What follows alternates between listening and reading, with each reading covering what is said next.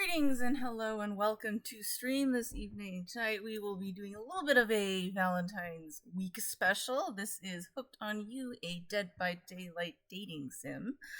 Been meaning to try this one for a while. I will admit that I'm not too familiar with Dead by Daylight the game, but I don't really play it that much. I do like the artwork and the music for it, but this looked kind of cute, so I wanted to give this a try since I like playing, unusual dating sims anyways. So, quick thank you first for Miss Katie Cat and Rowlett Layton for a offline follow. And we'll start in a moment.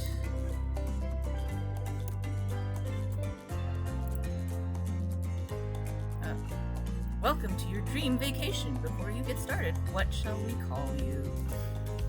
Wrath is fine. Not Wraith. There is a Wraith, but I'm not Wraith.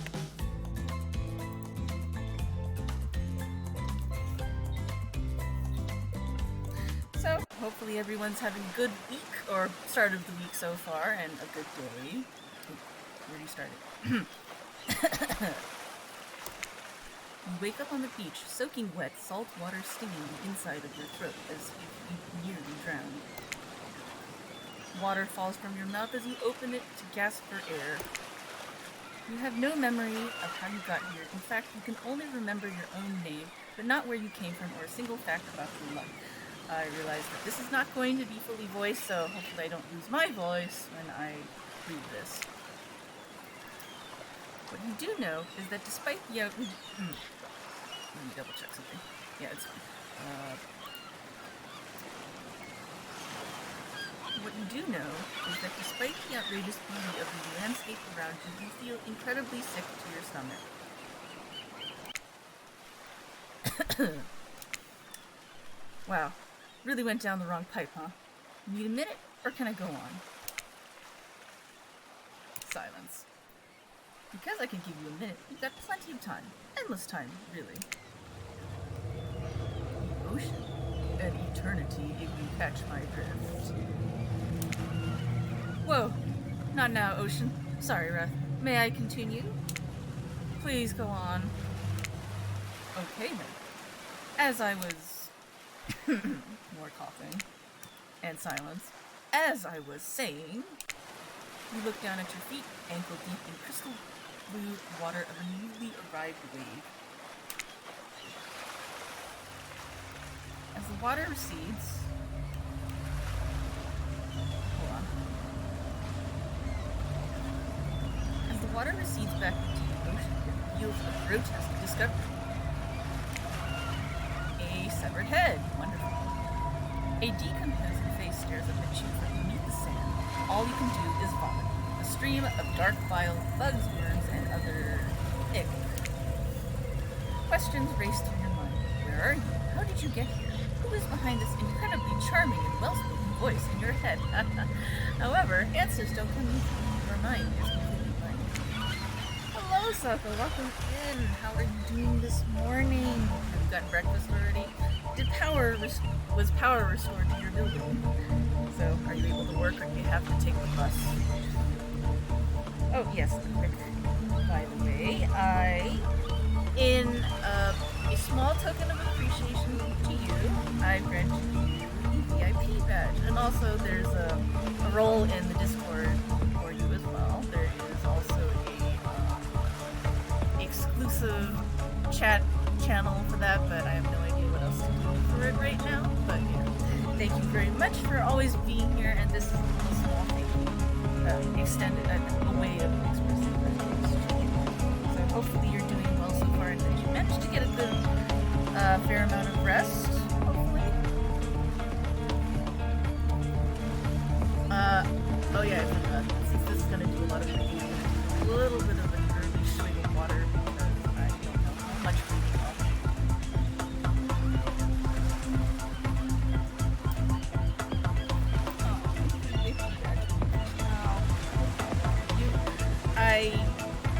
I don't think words are enough to express how much I appreciate you, and thank you for being here always.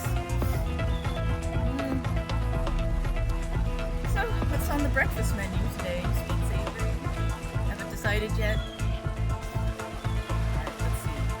Text is, what will we eat? Oh, run, close your eyes, dick up that face.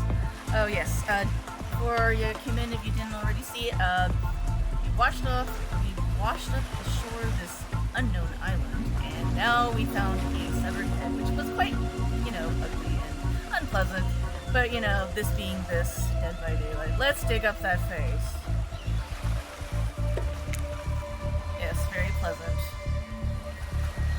You brush the sand away from the half-buried human head embedded in the ground before you. And there is a coin of some sort. There's no body, just this head.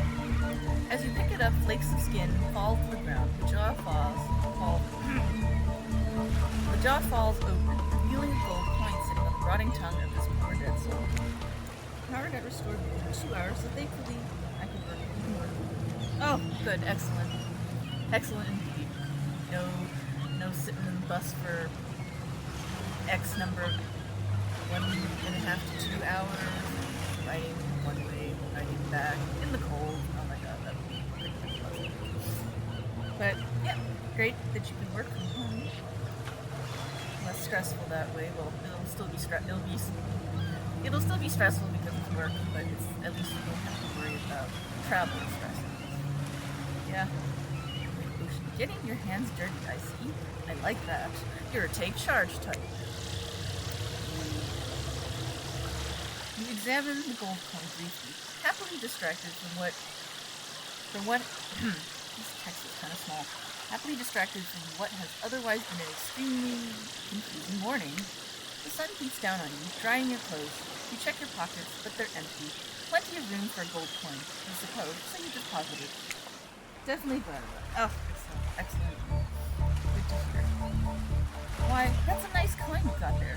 What if you were to spend it right now? And thanks, why not? Why not? Why not? Why, hello there, I'm Dwight. And I'm Claudette. We'll take that. Okay, where did you guys come from?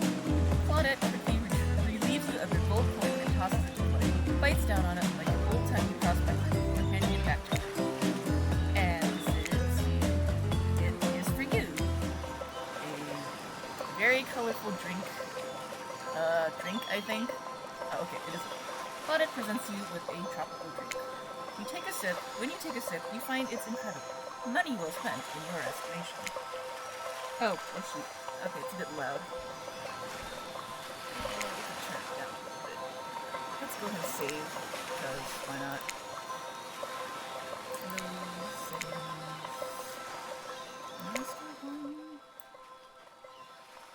Okay, how about now? Spirits! Okay, hey, welcome in. Are you suggesting that I should go for the spirit first? Because that's not who I'm going to go for first. Much better? Okay, so we'll just keep it low. The music's okay, but it's not necessary. Okay.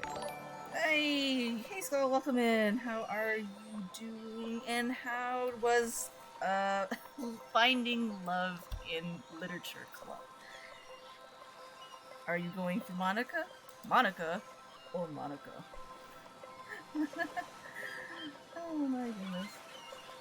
At first, let me give you a shout out, of course. Oh, and I'll shout everybody else too. Hey, LGR, hey, and how are you guys doing tonight as well? Okay, first.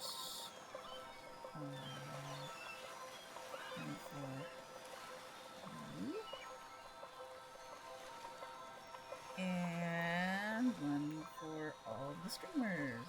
Who do I see?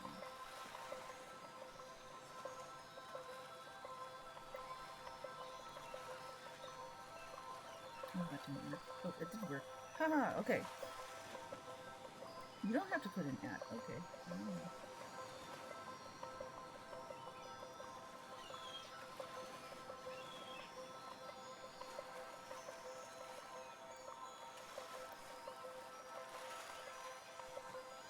games and demos from Salcobee, and Blinding of Isaac from Laser Guided Raptors. If you guys like to talk about what you last played, feel free to do so. For now, I just started Hooked on You, and our character has washed up on this mysterious but beautiful island, and we found a severed head, of course, because it's Dead by Daylight, and we found a gold coin in the severed head, and we spent it on this very delectable looking drink. Thank you for the shout. Yes. Well, you're welcome for the shout out. Hello, rating. Thank you for the rate. Oh, BRB gonna take Yamps out. Alright. Have a good work since you're going out for a moment. And thank you for the raid, Skull. But I gotta ask. Could somebody maybe design the next one of these dating sims to be all inclusive? It really takes some of the fun out of a fantasy vacation to be watching your wallet the entire time.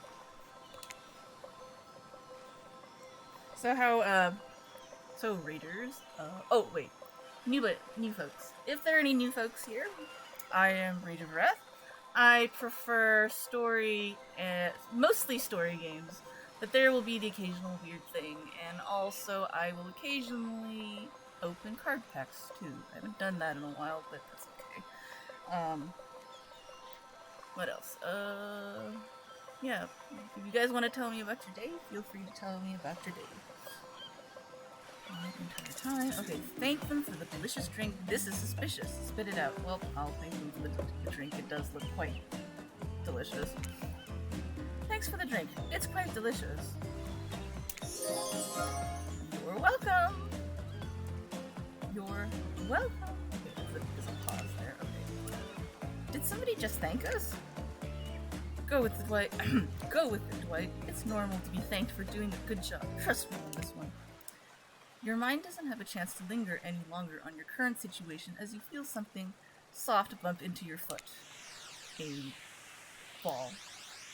When you look down, you find a volleyball sitting in the sand there next to you. You stare down, frozen. A voice calls out from behind you. Oh boy, I don't know if I can do her voice. Little help. Little help, please. Alright, I can't do the low one. You turn around, and when you see what's waiting for you, your jaw just about hits the ground. A very, very buff lady. A very pretty buff lady. And the Wraith. And the Spirit. Wilson! The ball is Wilson. So we've got the 4 killers. 4 gorgeous monsters stand halfway between you and a well-tended volleyball court. Huntress, Wraith, Spirit, and Trapper. That's left to right.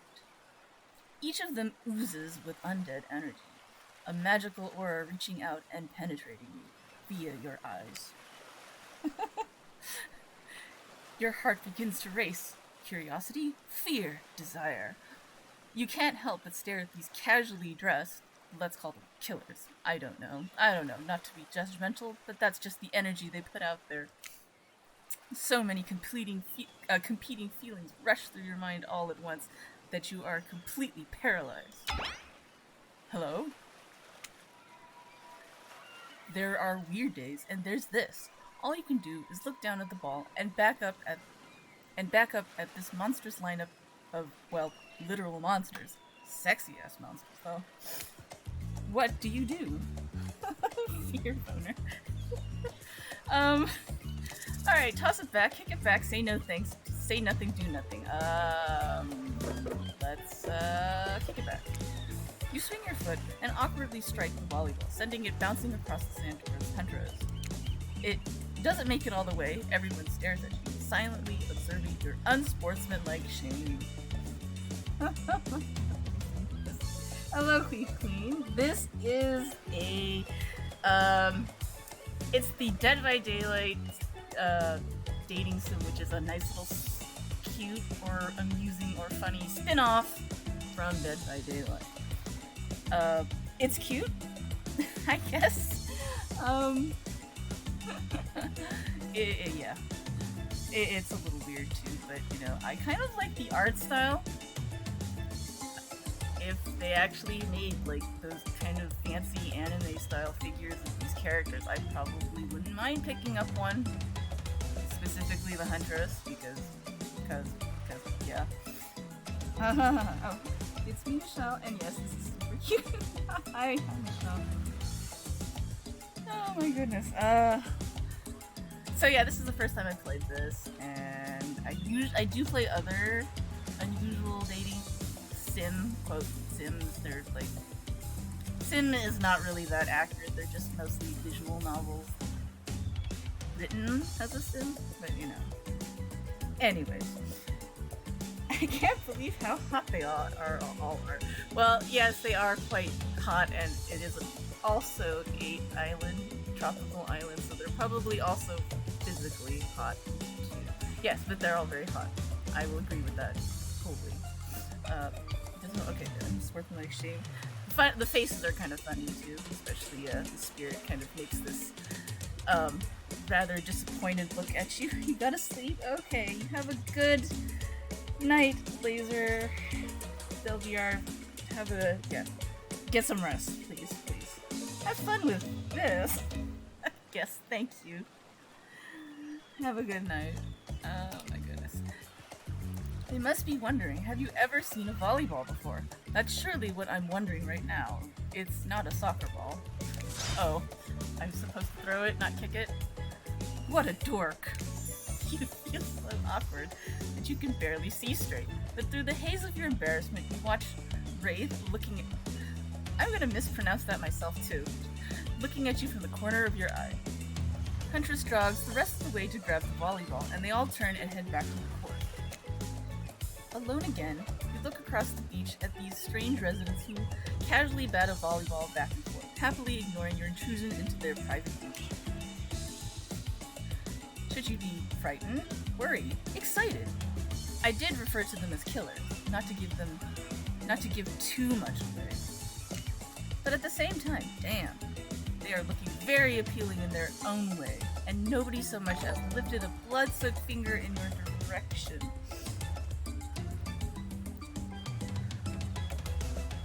Oh, thank you very much for the follow, Michelle. Do you prefer if I call you Michelle here, or Queen, or I don't know, maybe you have a particular preference for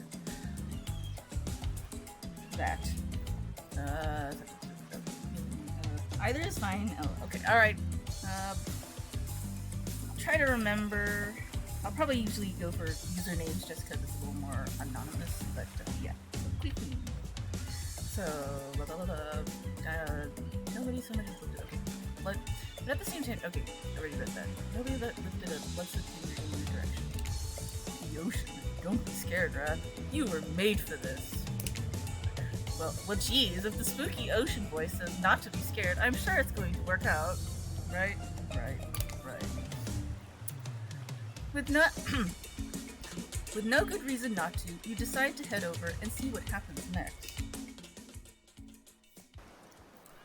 It seems like you derailed the volleyball game just by showing up. You derailed the game just by showing up, nitwit. Oh, I guess he doesn't like me. And I guess you're also a nitwit. Look, it's best to just go with what Trapper says when he says it. It's a policy I hold for pretty much anyone who always seems to have fresh blood on their hands. Oh yeah, he does have quite a bit of blood on those hands. Hey, don't worry about it. It's all just a game. Existence, that is. Besides, you seem a lot more interesting than a silly game. What's your deal? What brings you here? You mean they're here to do more than distract from our total domination?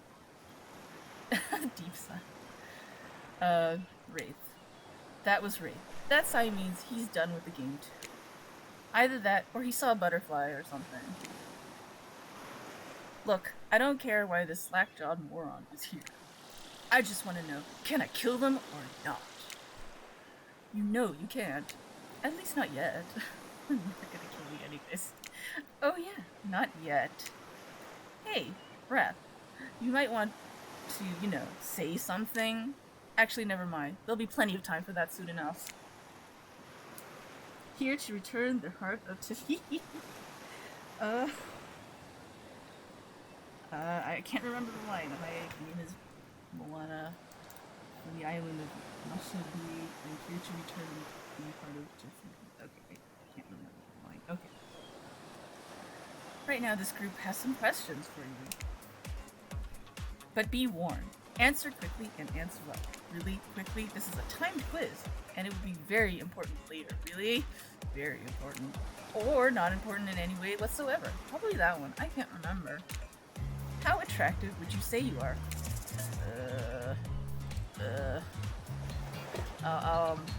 Average. I'm pretty average, I think. Just another face in the crowd, another normal meaningless life in the endless cycle,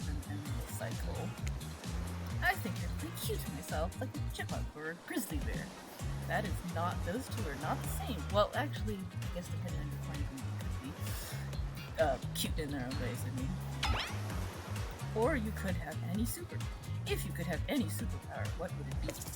Visibility, flight, super strength. I'll go for strength. Super strength would be cool. Strength isn't all about muscles. True strength is up here. Is he pointing to it? You expect Trapper to point to his head, but instead he taps one of his bulging shoulders. Oh. It's specifically in these muscles. Nobody gives a shit about your calves. What was your best subject in school? Math, history, skipping class.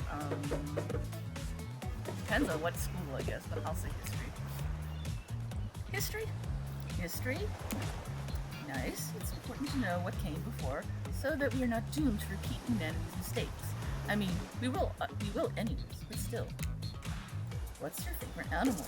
Dog, cat, mucilid. What is a mucilid? Is it a snail? I don't remember. For the sake of this, cat. Definitely a cat. ... What? Why is everyone looking at me? You think just because I'm a typical cute goth girl, I have some specific love of all things cats? And more specifically black cats? Well, I do, but you can all go to hell anyways. What's your favorite color? Blue, blood red, 3-day-old corpse. Let's go for red. Red. Some call it the color of love, but love is just another word for pain. What's your dream job? Astronaut, nightclub promoter, not working at all. Let's go for nightclub promoter? Definitely nightclub promoter. Everyone groans. And let's be honest, they're right to do so. Luring folks into the dark, not just anyone can do that. Best flavor of ice cream? Vanilla chocolate horseflesh. Chocolate. Chocolate. My favorite flavor is pain. Same here. Silence. Mine is vanilla, swirled with pain. Mucilid, family of ferrets and stuff. Oh. Okay. A ferret. I guess rodent-ish thing. Yes. For the choice, I mean, because we've got dogs, cats,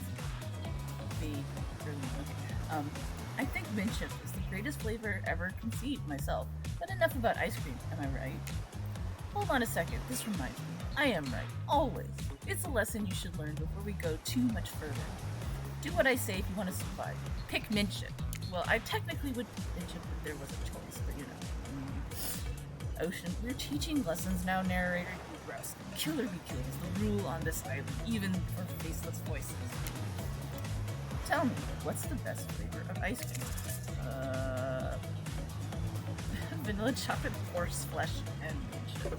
Now I can pick mint chip because I wanted mint chip. Okay, best flavor is mint chip. So be it. I think you're gonna do just fine. The Babel burger is clearly the best flavor. Yes, that is indeed until it fades away from existence. Because it is unfathomable. guns now. Anywho, now that they know so much about you, I'm sure the group wants you to start getting to know them. I'm Trapper. I pretty much run things around here. I'm the smartest, richest, strongest person on this whole island. I don't like losers. If you want to know what a loser is, say hello to Ray. I almost read that as Wrath, which would have been like a typo. Self-harm. Hi, I'm Ray. I'm nothing like everyone else. I like nice people and load big dumb idiots. Hey, what's up? I'm Spirit. I don't like most things. I really don't hate most things either. It's not worth my time. But the things I do hate, I really hate. The things I do hate, I really, you know? Based on my saucy get to know week. Based on my personal observations, life is nothing but suffering, and society is carefully calculated. Society is a carefully calculated lie to keep everyone subservient to those in power. It's better to choose to just not take part. Jeez, it's like she was downright murdered by society. She hates it so much. Oh no, wait, I'm remembering Spirit's story now. And that's almost exactly what happened. Hey, hunters, don't let these bummers get you down.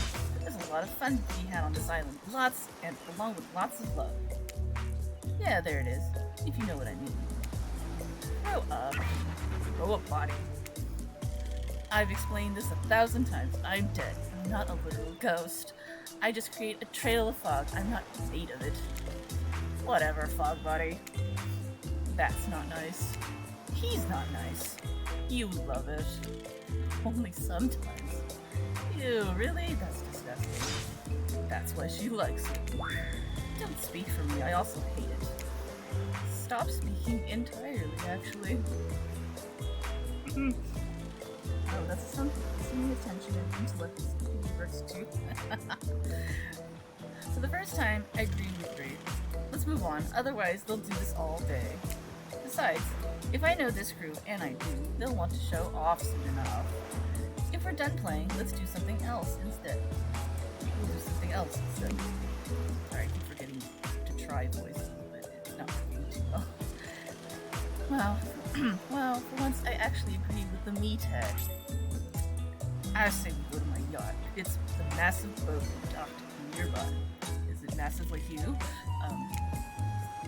I'll give everyone a taste of true luxury and power. Wraith rolls his eyes. Don't mind him, he just hates fun and happiness. No, I hate Ray. I hate the endless, desperate, soul-crushing pursuit of wealth, the way it's flaunted needlessly, and the cruelty it engenders. What about hanging out by the pool? I find the water calming, simple, and beautiful. Hey, what about our volleyball game? We can exercise and have some fun as a group. Are you all serious? That's a perfectly good lounge to chill out right here. I'm tired, and besides, I hate being in the sun. Where do you want to go? Let's see, we got boat, beach. Oh, let's pick up that volleyball. Oh shoot, I read too fast. I hate that I interrupted your game. Let's go with the volleyball. Alright, yay! I love to play outdoors. I also love to meet new people. I also love to bring them home to play, and that doesn't sound very threatening at all. I'm sort of a big kid at heart. Obviously you are too. I like you already. I hate people who are too serious. They ruin everything. Well, they do if you don't handle them swiftly. But hold on, for just one moment. This is Dwight and Claudette, our activities coordinators. They're also the cooks, waiters, bartenders, janitors, and every other job. Man, you guys are getting overworked here. They're the only help remaining on the island. This place we call Murderer's Island. Cue dramatic musical flourish. Was that the magic of flourish? None of the others survived the interview process, I mean. Hence why we shall hereafter refer to them as survivors with a capital S. These two have worked here a long time, so very long. I don't actually know how long it's been. Sorry, anyways, I should probably let Dwight and Butter do their mandated jobs. They sure look happy, but they're vibrating with nervous energy that's starting to give me the creeps. We will now escort the group to the venue of your choosing. However, in the future, we recommend waiting for us to present you with your options whenever possible, and don't just run off to various activities unsupervised. We don't have much autonomy around here. The least you can do is allow us to do our jobs. The most you can do is help us get off this island. Dwight! Yes, pardon me. Please follow us. Hey, narrator. Yes, something I can help you with. Those two, Butta and Dwight, they just start to mention something about wanting to escape. Is escape an option? Should I be trying to escape? Escape? Them. Oh, no. I think you're mistaken. It seemed like Dwight was asking for help to get off the island. Oh, right, that. Yes, that's true, he was. But he just meant that he wanted to get to the other vacation island getaway, a couple miles south of here. It has much fancier accommodations than this island. One of those big corporate outfits, quite exclusive, where all the famous celebrities hang out. Very luxurious. Doesn't quite have the charm that this island has, though. Trust me, you wouldn't want to go there. With all that money comes a lot of restrictions. This is where you belong. Now, off you go. It's time for an activity. In this island, your decisions matter, mostly. When I agree with them. Not like that other island. You two clovers? So what'll it be? We were still picking the beach, right? Alright, so... Wow, it's so exciting to have someone else's athletics on the island. Spirit and Wraith are so boring, and Trapper is so predictable. Relying on brute strength to win games, he has no respect at all for grace and skill. You are still swinging that axe at me, lady. Thank goodness you didn't choose the yacht. What kind of person wants to be a sitting duck in the middle of the open ocean? You're just asking for a sneak attack from an elk. Like in Assassin's Creed Valhalla, when I kept challenging that damn elk and getting hip-checked by it. My goodness, that was kind of an annoying fight. Wondered how long it would take for her to bring up the elk attack. Elk attack? It's the narrator's speaking. Game's starting up again. Make sure you're watching close. She's really something, huh? Elks don't swim. Live in the forest long enough and you'll see an elk swim. Believe me. Cheer for me, cute stuff. Sparkle. Look. The killers resumed their place on the volleyball court and resumed the match they were playing before you arrived. Hey, fancy a lemonade? I see you working up the thirst, eyeing those bouncing buns, playing volleyball. Buns. Claudette hands you your lemonade. Ooh, so fresh, so tart. She leans in and whispers in your ear. Who would you bet on to win? Who's the NPC of your look card? You're nervous. You don't want any of these killers to hear you talking about them, or not talking about them, if they're into that sort of thing. Just pick someone, please. It's not like we've got all day, night, week, month, year, lifetime, eternity, or anything. Who put sand in that guy's shoes? Sheesh. Okay, I think, oh, you have to mind picking. Huntress. Oh, shoot. Huntress overheard you. Aw, you got your eye on me? I'm flattered that you think I'm good, but honestly, I'm a little annoyed. I've been so flashy with my moves. Usually I'm so sneaky that you can barely see me at all. Huntress is totally kicking my butt. Correct answer. I'm allowed to support other people on the island, right? Oh, geez. I have no idea what the rules are here. Are there even rules? I should have stayed in my secret Larry. Wow, what a game. It's a tie. Can there even be a tie in volleyball? No one knows, since this is everyone's first time playing. Got another match to try that. These killers don't usually have time for team sports amid their busy schedule of brutally tearing survivors to shreds. Hey, Claudette crying? Are you okay, Claudette? Probably just shedding a tear for her lost fellow survivors. You know, the resort had four employees when it opened. It's nothing. I'm totally fine. Whatever you say, boss. Look. Oh look, the killers have dispersed and they're all cooling down in their own way. Spirit is reading a novel, Trapper is stretching sensually in between chainsaw curls. Wraith is standing on the beach desperately hoping that the sand will swallow him up. And Huntress is doing some target practice with her bloody hatchet. You feel a nudge. Dwight is looking at you expectantly. You should make a move. Life is short. You could get snuffed out at any time of the day. Carpe diem, carpe PM, carpe now. Go ahead, chat one of them up. So which killer has caught your eye?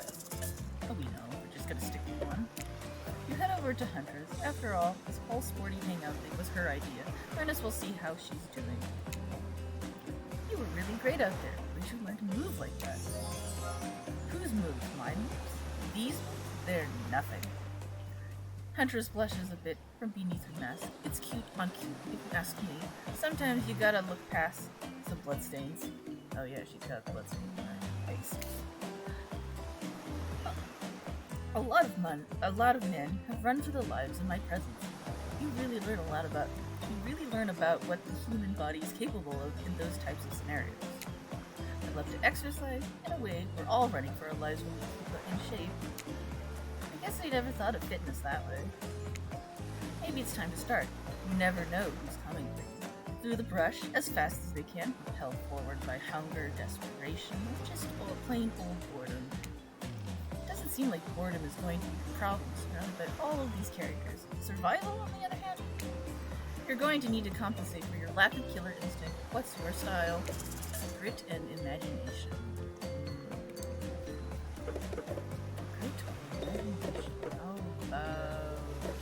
Imagination. What I lack in fitness, I make up for in imagination. I like to make up little games for myself to play. My imagination is very vivid. I can imagine the two of us, panting, sweating, our clothes torn. I'm with you, our hands gripping the sheer face of a cliff's rock wall as we climb. Not exactly where I was going, but sure. Up a cavern entrance, a dark cave slick with dew shimmering in moonlight. I'm back with you. A pack of wolves await us there. Friends, enemies, dinner. We look at each other's eyes, then back at the wolves, and together we all howl. Oh boy, I don't know if I want to howl. Howl, woo! Blow that out.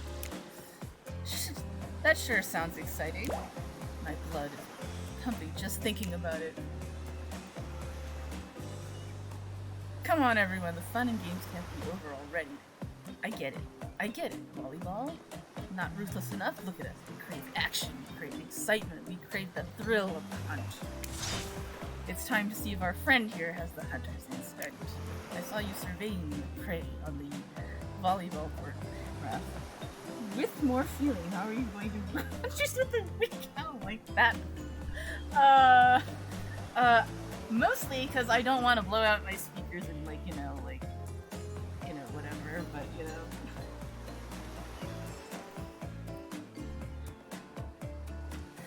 Pause.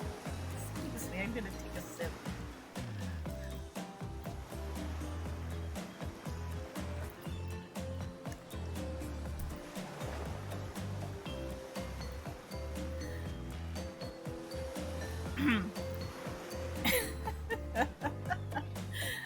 Saw you surveying me like prey on the volleyball court. Huntress waves a bloody axe in the air, and you step back nervously before you realize she's not waving at you, she's handing it to you. Oh, thank you. Thank you, honey.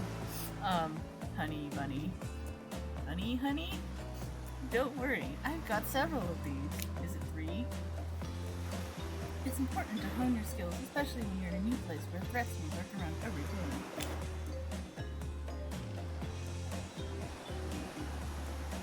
You need to make sure that you are the biggest threat of all. Don't just aim those things at me. You can't even see me. Oh no, minigames consist of two parts. One on top, a pointer which rotates in clockwise direction. On the bottom, a target you're going to be pointing at. Sometimes the target is immediately visible, sometimes it's hidden under power until the pointer arrives. Press the spacebar atop the pointer while moving the target to fail to land on the target you move. Oh my god. To achieve a perfect success, land on the start of the target area, not at the end. Can you be a little more specific? Okay, ready to play? Or would you like me to repeat that?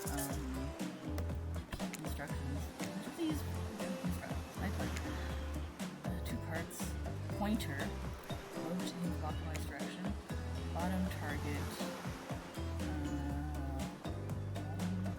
Target you're going to point at. I guess it would be the actual blue area and not the red. Good luck. That's some wolfing. Funny skin. Wolf in bunny's clothing. Alright, well, we'll see how this works because, yeah. I'm gonna start. Okay, I'm assuming it's not the red area. Alright, ready as ever. And away we go! Okay, show them what you got. Oh, okay. It's one of those. Oh, fuck. That's not. You missed completely. Yeah, I know. And it's faster. Is that better? Okay, that's better. Perfect. Oh, more. God, that's more. Oh, crap. Missed completely. Man, I can't even see this one. Perfect. Okay, that's... How many times do I have to do this? That's not good. Oh, that's perfect enough, I guess. I'm impressed. A worthy opponent. That was an achievement. Casual minigamer. I mean, could have been better, but who's keeping score? For the record, I am. And you got 6 points. Hatchet throwing. Cool, I guess. I like stabbing to be a bit more up close and personal. Somewhere a loud horn blows, and the survivors snap into action. Time's up! You heard him! Get to the next activity! Hey, Miller, how you doing? Welcome in. This is... Hooked on... Hooked on You, a Dead by Daylight dating sim. A cute little spin-off for Dead by Daylight. Dating sim, quote dating sim slash visual novel. I just did this mini game, which I don't think I like that much because it's kind of hard to see, but I think I passed it. Oh my, oh. So how are you doing this evening? Hopefully you are doing well as well. Oh yes, the path. So with most dating sims, you should pick, a target, so to speak. And I'm going for the huntress. I apparently can't help, and that's fine, because it's fine, it'll be fine. Doing quite well right now. Okay, that's good. Very good indeed. Good to hear. What else? If you have any questions about the game, I can try to answer. I'll admit that I haven't really played Dead by Daylight itself as much, but I do like that game's, I guess, artwork and music as well. But this is a little different. Actually, this is a lot different. But, Sorry I can't stay. Good luck. Oh, okay. Have a good rest of the night, Yin. Get a good night's sleep. And I will see you next time.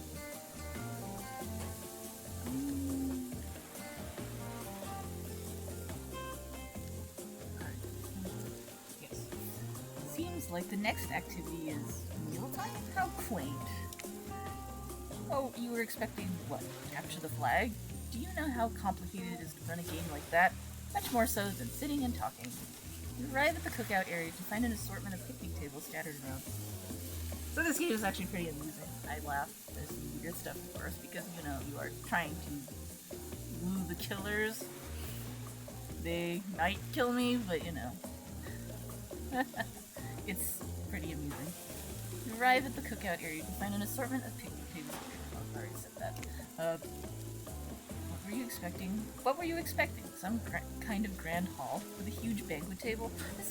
This isn't some prestigious fantasy epic like you find on cable. Cable? Does anybody have cable anymore? Not really. Dwight and Claudette usher you to your seats, but there's very limited seating directly around you.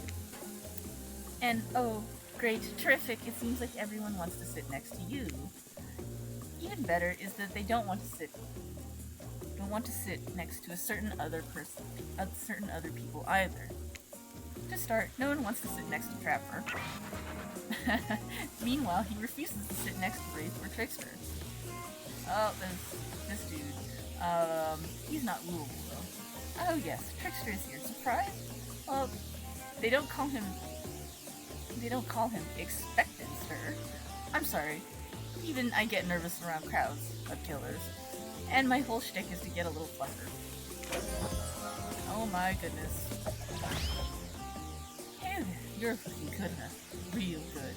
I was not expecting this guy. And he literally can't let Huntress and Trapper sit together. No, seriously, their arms are too big. They can't fit at the table if they sit side by side. Look at this. You can't even fit everybody on the screen at the same time. You probably think it was an error, but it's not. It's completely intentional. Let that be a lesson to you. Every error you think you see is a choice. Got that? Okay, Dwight and Claudette are directing traffic. You sit on one side, the rest of them sit opposite. Huntress and Trapper could sit at ends with their enormous sexy arms. Sexy arms. Very sexy arms. Now that everyone is seated, we can begin dinner. Tonight's meal was prepared slowly and carefully with love and hate for 12 hours over a spit. We hope you all enjoy. We really, really hope you do. Hey, you didn't actually tell us what you're serving. What are we eating? It's meat, seasoned with a specific number of special herbs and spices we simply can't divulge. My favorite. Meat is good. Meat is murder. Which, you know, considering what you've been up to, who are you to get judgy now? I'm just sharing facts. And you need to murder something to eat it. And you need to murder something to eat its meat. So that's, like, technically true. Hey, you're gonna be lurking, watching me. Alright, thanks for lurking, and enjoy your movie.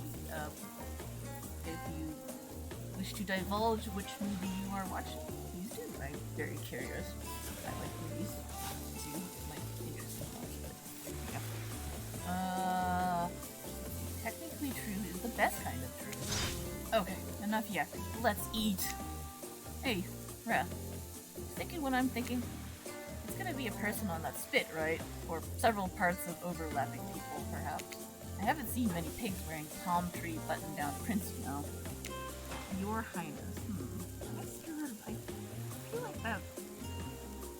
Sounds familiar, but I don't believe I've seen that one yet.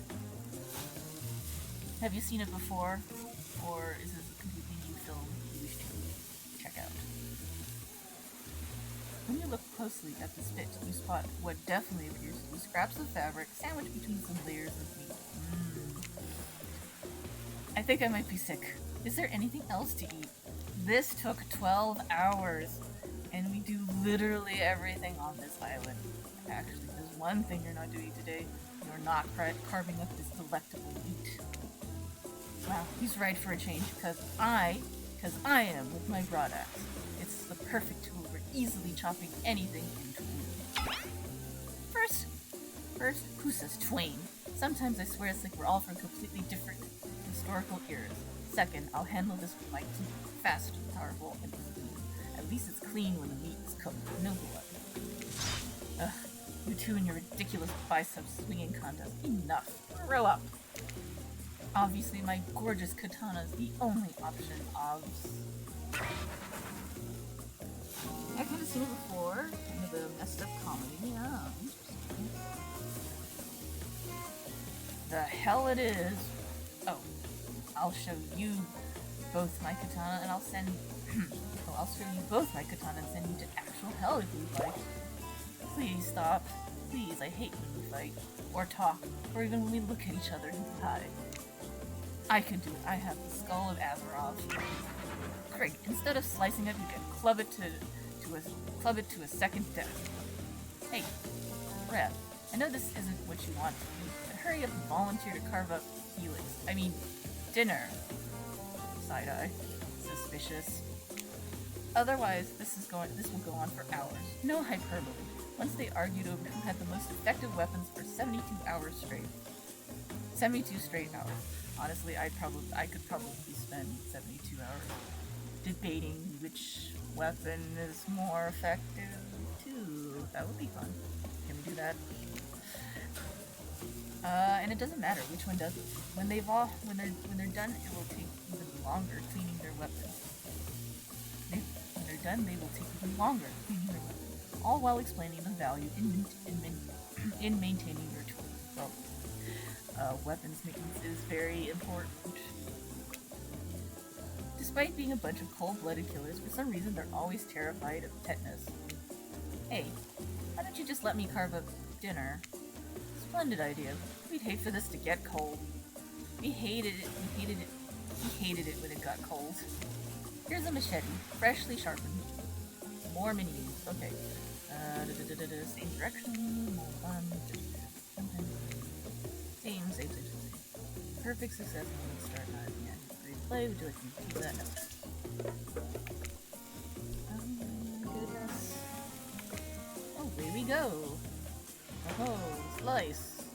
Okay. Perfect. That looked like a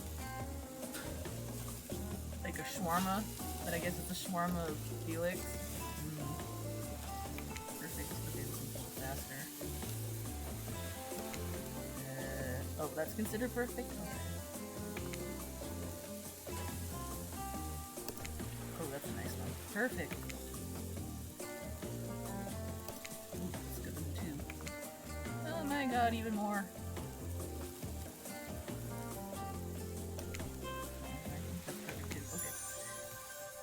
Achievement unlocked, hardcore minigame. Maybe the 72-hour weapons efficiency discussion will be included in a sequel. Maybe, yeah, maybe the whole sequel is a discussion of weapons efficiency. Alright, shit. Flawless. That was possibly the sexiest thing I have ever seen that didn't involve a dismemberment. Perhaps we should skip dinner and go for dessert.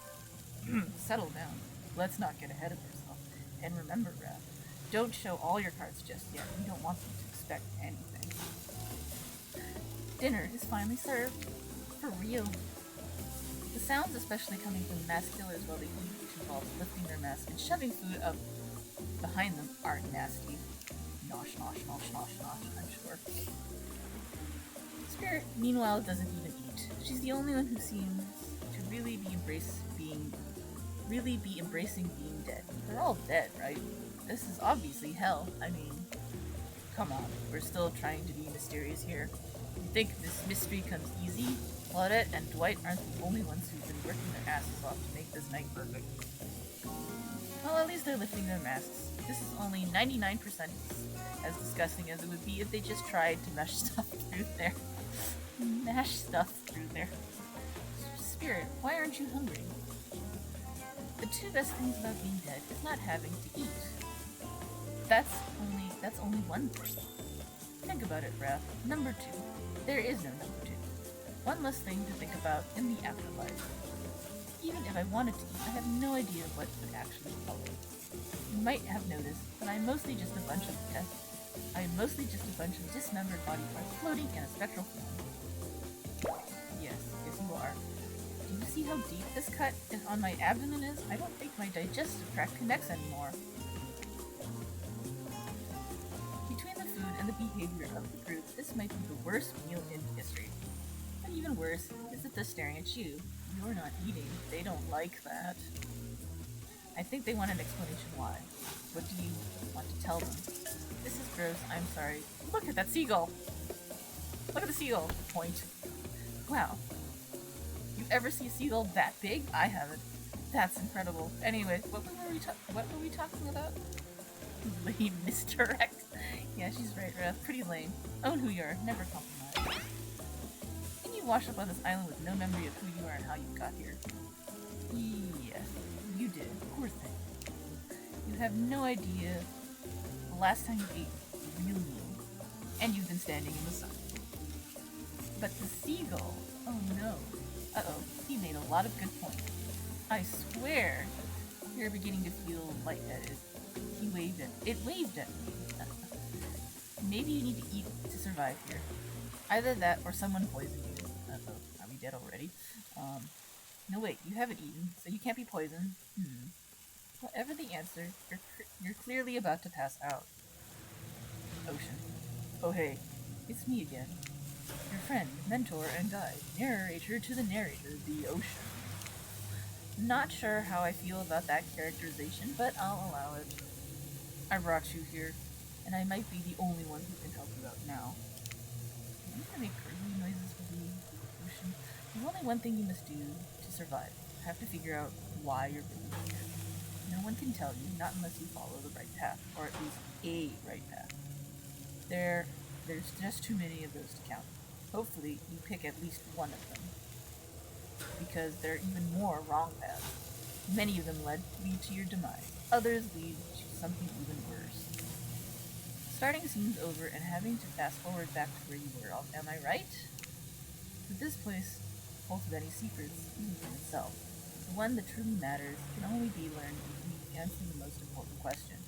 Why are you here? Why are you here? Answer that and you'll learn the truth. The ultimate truth. Vague, mysterious, I gotta give it up to this ocean character. That's some quality early game storytelling. Hold on, I'm back. One more piece of advice. You've made many choices by now. Some of them I liked, some of them I did not. It's your best interest to make more choices that I like. Well, what do you like, Mr. Ocean?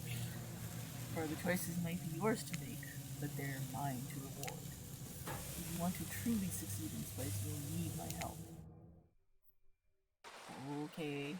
You wake up to find hunters holding your limp body, gingerly pouring cool water into your mouth. Oh good, you're okay. Sometimes when I try and care for people, they have a way of ending up less alive than when I started. Which would be a total bummer if that happened to you. It's been so long since I've had a normal, happy, healthy living person. Usually I'm just falling into the same routine, smashing everyone's head open with a hatchet before I really get to know who they are as a person. But you know, you're not nearly as scared or too busy writhing in pain to see me for me. You feel nervous in her arms, not because they're maybe crushing you a little bit, but because she's beautiful. Yes, beautiful, but I'm just going to narrate that fact, not, say it out loud as a single word, like some creep. Beautiful. Ness, your buddy. It's quite gorgeous. Nice recovery. But now that you're awake and talking, you gotta keep this up. Did you make it yourself? You're the first person to ask me that. Yes, I did. You seem so quirky and cool. You could do anything. Own an Etsy store. Be a doctor. Why is it that you kill people? Huntress sighs. You can practically see the memories flickering through her eyes. She hasn't tried to kill you yet, so that's a good sign. It's all I was ever taught to do as a young girl, so I thought it was right. Even through the mask, you can see that Huntress is blushing a bit. It seems like your line of questioning has made her a little nervous. Hey, you didn't eat much dinner. Want a snack? She offers you some jerky, probably human jerky, but her spice game is on point because it smells pretty damn good. Fine, except, of course, it's fine. When on Murder's Island, you might as well eat as killers do. Plus, you really are hungry, and you can chow down on jerky. You can chow down on jerky sensually, right? Nosh, nosh, nosh. Oh no, what happened? Clicked through that too fast. A moment of quiet, chewing on what you choose to believe is not human thigh meat, you decide to be bold and ask another question. Have you ever been in a relationship before? Dang, You're really going there? You're not. You do not play around, Raph. Nervous. That's a nice nervous face. Huntress takes a moment to think deeply before answering. I must say, it's quite amusing to see this hulking bombshell get all twisted up with these personal questions. Kudos to you, Raph. There was this one dude that looked at me quite provocatively in a clearing once, but that doesn't count, does it? You hear the faintest giggles bubble out from behind Huntress's mask. Haha, you're so cute, Huntress. No, it doesn't count. Whoa, what's this? You found something in the sand. Huntress reaches down to pick it up. It's a hair clip, probably left by some little girl who was playing on the beach long ago who's definitely still alive and not all dead. Huntress closes the bag of jerky with the hair clip. Seems like she's a little mixed up on how exactly this particular item works. Should you go with the flow, or show off some of your knowledge of advanced human being? Go with the flow, show her a thing or two. Show her a thing or two. She seems like assertiveness, right? You silly goose. Oh boy. You chuckle before reaching for the bag of jerky. You take the barrett off and collect a lock of Huntress's hair, clipping it back into an attractive sweep. Much better. Huntress is so happy you taught her something new about human trinkets. She touches the clip in her hair with a shy smile. Just as things are really heating up, you hear a flurry of footsteps behind you and know that was an achievement unlocked trial run. Just as things are really heating up, you hear a flurry of footsteps behind you and you spin around, ready to fend off whatever new danger has popped up on this strange island. Only to find it's White and Claudette sprinting across the beach, clipboards in hand, which they're waving in the air above their heads. It's very important that we stick to the itinerary and attend each event as scheduled. Playing sick for cute flirt points was not a part of this evening's activity. Oh, they're really pissed. That's strictly slotted in after campfire story time. At this rate, we'll be late. Playing sick? No time for excuses. Well, there is, but that's scheduled for after what comes after the flirting. Go.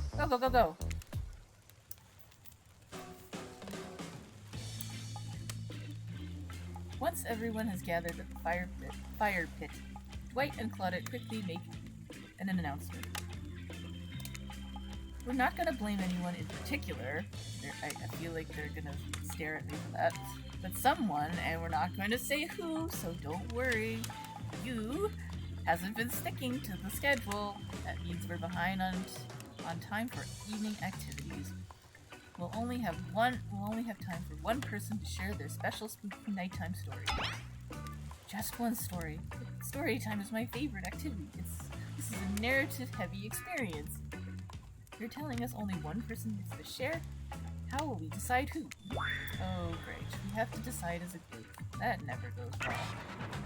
Whoever did this, step up now. I swear I won't be angry. I'll merely chop your head off. Chop your head clean off. No fuss, no muss. Voice trembling. You realize this is probably it for you, but you embrace your fate. So sorry, everyone. I think that they're talking about me. To be honest, I still don't understand how this whole schedule thing works. I guess I lost track of time while I was passed out. Been there before, even though it's taking some pressure off of me, which is an absolute dream come true. It's really fair to pick on the newbie. Seriously, has anything here ever happened on schedule even once? Damn it, Donald. You try to flex that authority gimmick one more time, so help me. I'll snap your head off so quick. And then I'll drown you in his blood. Cynthia. Fuss and Muss are back on. You two know I love to hack, slash, and slice. We all know you love to kill, we all know you love to kill, but it's almost all you talk about. Nobody named any names. Who even knows any names? Not us.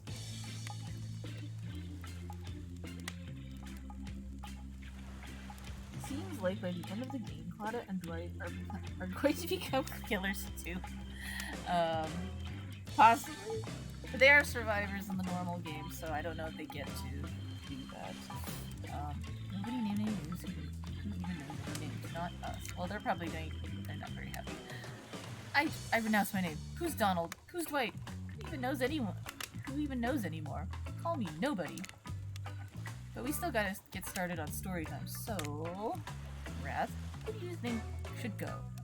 Damn it, it's me.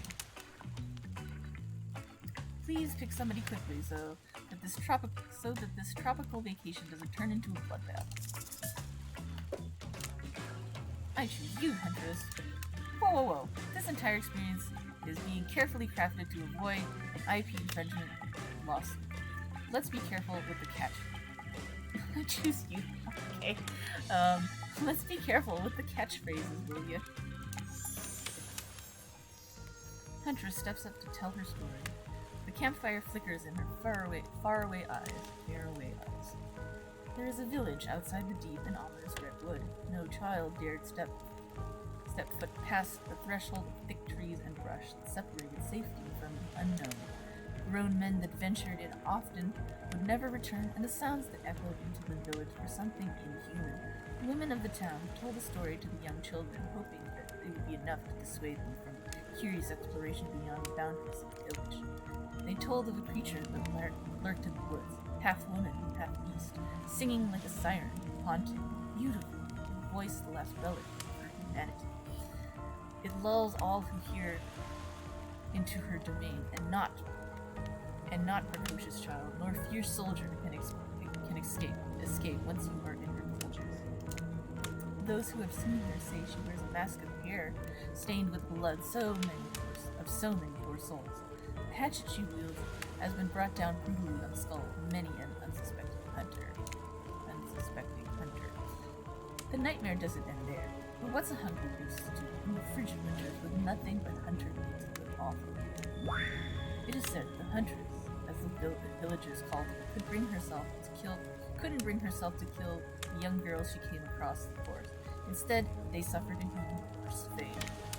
Longing for a child of her own, she'd bring them back to her secluded cabin to keep it safe. She'd wrap a tight cord of rope around their necks and affix them to the wall. That way, they'd be warm. That way, they'd be out of harm's way. Hey, Abraxas, how are you doing? I just now noticed Skull reading out to you. Yeah. But thanks for hanging out and coming in with Skull's Grave. That was the case, right? Yes. Yes, you are from Skull's Grave, as the little notification pings show. Out of harm's way. How are you doing today? How's work? How's Vel? How's everybody?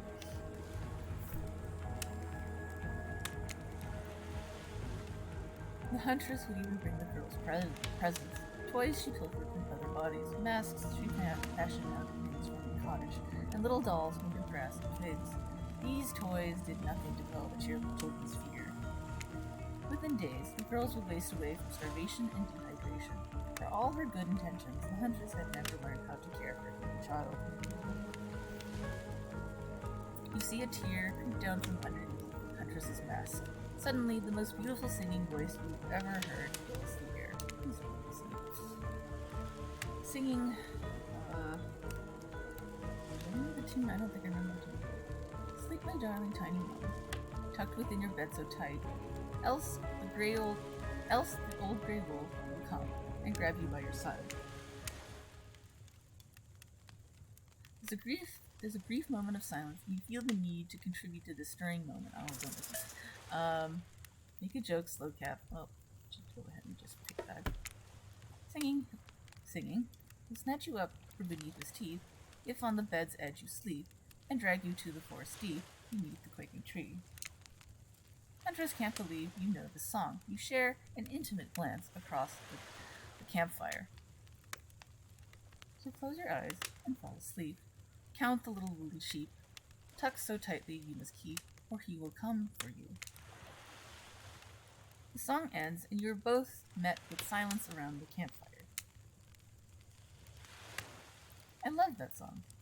Bayu Baksha, the old Soviet lullaby. I'm pretty sure I didn't pronounce that right. It is the song my mother used to sing to me before bed every night. But now, I must go. The memories, they are so much.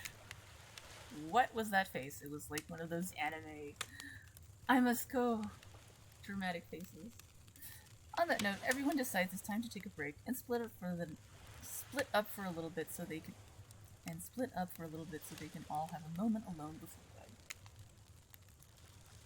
Everyone leaves, and you're alone by the fire. The only thing you hear is the ocean slowly lapping up against the shore. This is nice. A true moment of peace and tranquility that lasts for all of 7 seconds because Trickster shows up and he's blaring his latest song. Wow, what a dick. Hey baby, you look lonely. Mind if I join you? He doesn't wait for an answer. I know you've been hearing from these guppies all day, but I want you to hear something from big fish like me. Something special those in charge of this island don't want you to hear. I'm the ultimate catch on this island, the only lobster in an ocean of sardines. No one can give you what I can, and you just have to find me. Come find me, baby. Trickster leaves. You're a bit confused about what to make of his cryptic clues. And that's not that cryptic, but you aren't going to get any time to yourself to think about them just yet. Huntress approaches you. Of course you liked my story. Who wouldn't? It had everything. Cute kids, dead men, a huntress. I find all stories are better with the sound of burning fire filling the air around you. Well, that I might agree to. It's really nice to have a cozy fire. Oh my. He is going to bury my face in those acids. All the smoke, however, I could do with that. I'd rather eat barbecue than smell like it. Let's rinse off all that campfire with a dip in the hot tub, shall we? The ocean, dipping in hot tubs with a huntress, you come a long way in a single day. I'm not saying you shouldn't follow her. An offer like that. Just don't forget our little talk. You and your storyteller friends slip into the water. It's just the right temperature for an evening dip. Plus, if some jealous shark comes along and manages to jump from the ocean into the pool, you're also pretty sure your killer companion can handle it. You're doing okay, just getting them to lay down. Okay, well that's good to hear. Hopefully, not too stressful, not too much stress from the job, yeah? But if you're getting ready to rest, you have a good rest too. Before you run off, I wanted to make something clear. She hasn't tried to kill me yet, so you know that half woman, half beast I was talking about in my story? That's me. I'm her. That's pretty obvious now. No way. How cool. Yeah, I got that. I'll just not insult her. No way. How cool. That's really awesome. Thanks for being vulnerable and telling such a personal story. Bunny Mommy, yes, Bunny Mommy. We are trying to, for this particular run, I guess, we are attempting to woo this Bunny Mommy. Very beefy Bunny Mommy. I don't talk about it because I don't really play the game, or the normal game, or the standard game, but I do like the best. I think I usually prefer other costumes, or creepy ones that don't have bunnies. Well, Bunny's pretty creepy. No comment. That's really awesome. Thanks for being with us. Huntress faux shyly twirls her hair. Tell the truth. What do you think of my tale? Do I have the makings of a best-selling author such as my cousin, the comedic mastermind Dostoevsky? Boy, I'm pretty sure I mispronounced that one too. It was a really well-told narrative. Clear beginning, middle, and end. Riveted from the start. Plus the women in the forest, I mean, you are clearly not a true villain. You were just a traumatized child. Okay, now you're just being a suck-up. Huntress's eyes leered you from behind her mask. She's had her time in the spotlight and is playing coy now. Chuckle awkwardly call out her tired story. Chuckle awkwardly. You chuckle awkwardly at Huntress's statement of the obvious. Is that an awkward one? Why are you laughing? I can't help but giggle when I'm both about to die and also maybe falling in love. You can't believe how awkward this intimidating woman seems right now. She's actually pretty endearing. You notice the temperature has dropped significantly despite your steamy company. It's a little chilly and your bare shoulders must be freezing. Let's head back to the fire and put me to bed, eh? We hate to intrude on whatever smooth moves we're about to reveal themselves, but it's time for bed. We're going to bed, sir. Usually nighttime is when I do my best haunting. But after a day like this, I'm pretty tuckered out. Will I see you tomorrow, Rep? If only if I don't see you first. Finger guns. You make a cute little bow hunting, not finger guns, but bow hunting motion. Huntress catches the imaginary arrow as you shoot in her teeth. And then bites down hard, snapping it. At least you think that's what she's doing. It's kind of hard to tell. It is an invisible arrow. Imaginary arrow. Good night, my little snack. Oh my goodness. I'm sure that wasn't a reference to actually you. You head over to the campfire. The heat is comforting in this chilly night. On this chilly night. Looking into the crackling embers, you think about Huntress's story of the half-human beast that abducted all those innocent children and attempt to save them that led to their doom. Are you a mistaken prisoner here on this island? Is this your salvation, or will it be your demise? Before you can dwell too much on your fate, Claudette and Dwight arrive. They are now familiar, creepy smiles stretching from ear to ear. It's a bit menacing to see a smile like that lit by firelight. We must apologize for the privation. We weren't prepared for another guest, but we're going to need comfort or die trying. They hand over a pillow and blanket and welcome you to snuggle up by the fire. Perhaps some music will put you at ease. Just try to keep the volume down.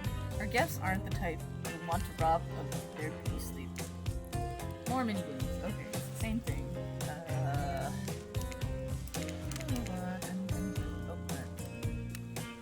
Great.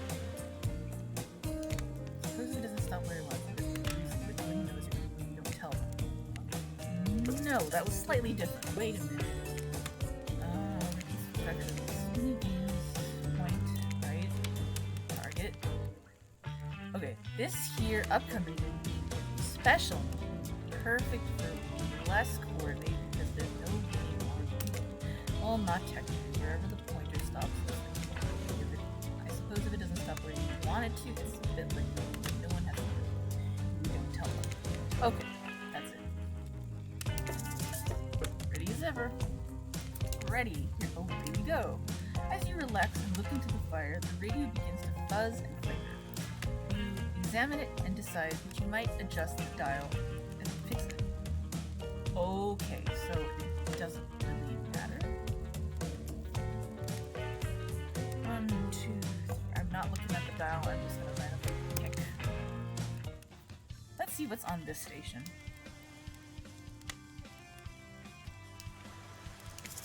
Listen more, turn it off. Oh, listen more. Pick a different one.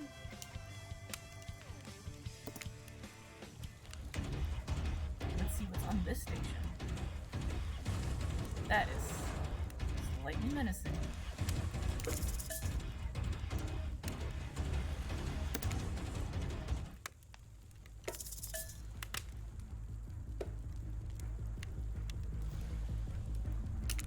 No matter how many things you listen to, you still can't sleep. You decided to ask one of the killers to spend a little more time with you until you're sleepier. Who would you like to summon to your side as you lay by the fire? I'm really curious how this is one of the more easier quote dating sims, or some of the harder ones like Monster Prom, which was like, you try to like butter up your target in question, but they can still reject you. I mean, I guess for this one they can still kill you if they decide not to like you, but Who would you like to summon by yourself? Oh, we know who. Huntress, are you around? I was wondering if I could get a little company. Huntress appears in an instant. You really didn't hear her coming. She's more than happy to tell you her secret for falling asleep when she's feeling restless. If a Soviet lullaby doesn't work, this special mushroom tea always has done the trick. When I'm not coating the blade of my hatchet in it to ease the passing of my victims, I'm steeping it in a piping hot mug of water. Try it. You do. You finally start to feel sleepy, except maybe this isn't really a sleepy feeling. Maybe you're paralyzed. You try to keep your eyes open, but you can't. Darkness overtakes you. The dark voice from earlier speaks to you again. It shouldn't still be as spooky, but by now you've had a whole day of strange voices in your head. But this one is still undeniably odd. Really worked up a sweat watching those killers toss the ball around, huh? Would it have hurt so much to go splash around in some cool ocean waves afterwards? I'm just saying, I'm out here, you know. You awake suddenly to see someone looming over you. Wraith stares at you awkwardly. He says nothing, just stares. You look around to see if there's something going on behind you or on either side, but nope, just staring. Oh, you're awake. I saw you with the Huntress right before bedtime. Are you making some sort of alliance? Are you with... Wraith stares, scans the horizon. Them? Them. Who's them? I'm just making sure you are who you say you are. I've been burned before, and something seems off on the silence since you've arrived, even more than usual. Maybe we could talk more about that tomorrow. It's just since you got here, I think we could have a really nice day tomorrow, together. It's just you have no idea how long I've been here with these monsters. To be honest, I have no idea either. They're just awful, boring, and loud, and stupid. You're different. There's finally someone here on my level. You're thoughtful, interesting, gentle. I think we could, have fun. And I just realized I haven't saved in a while, so I should probably do that.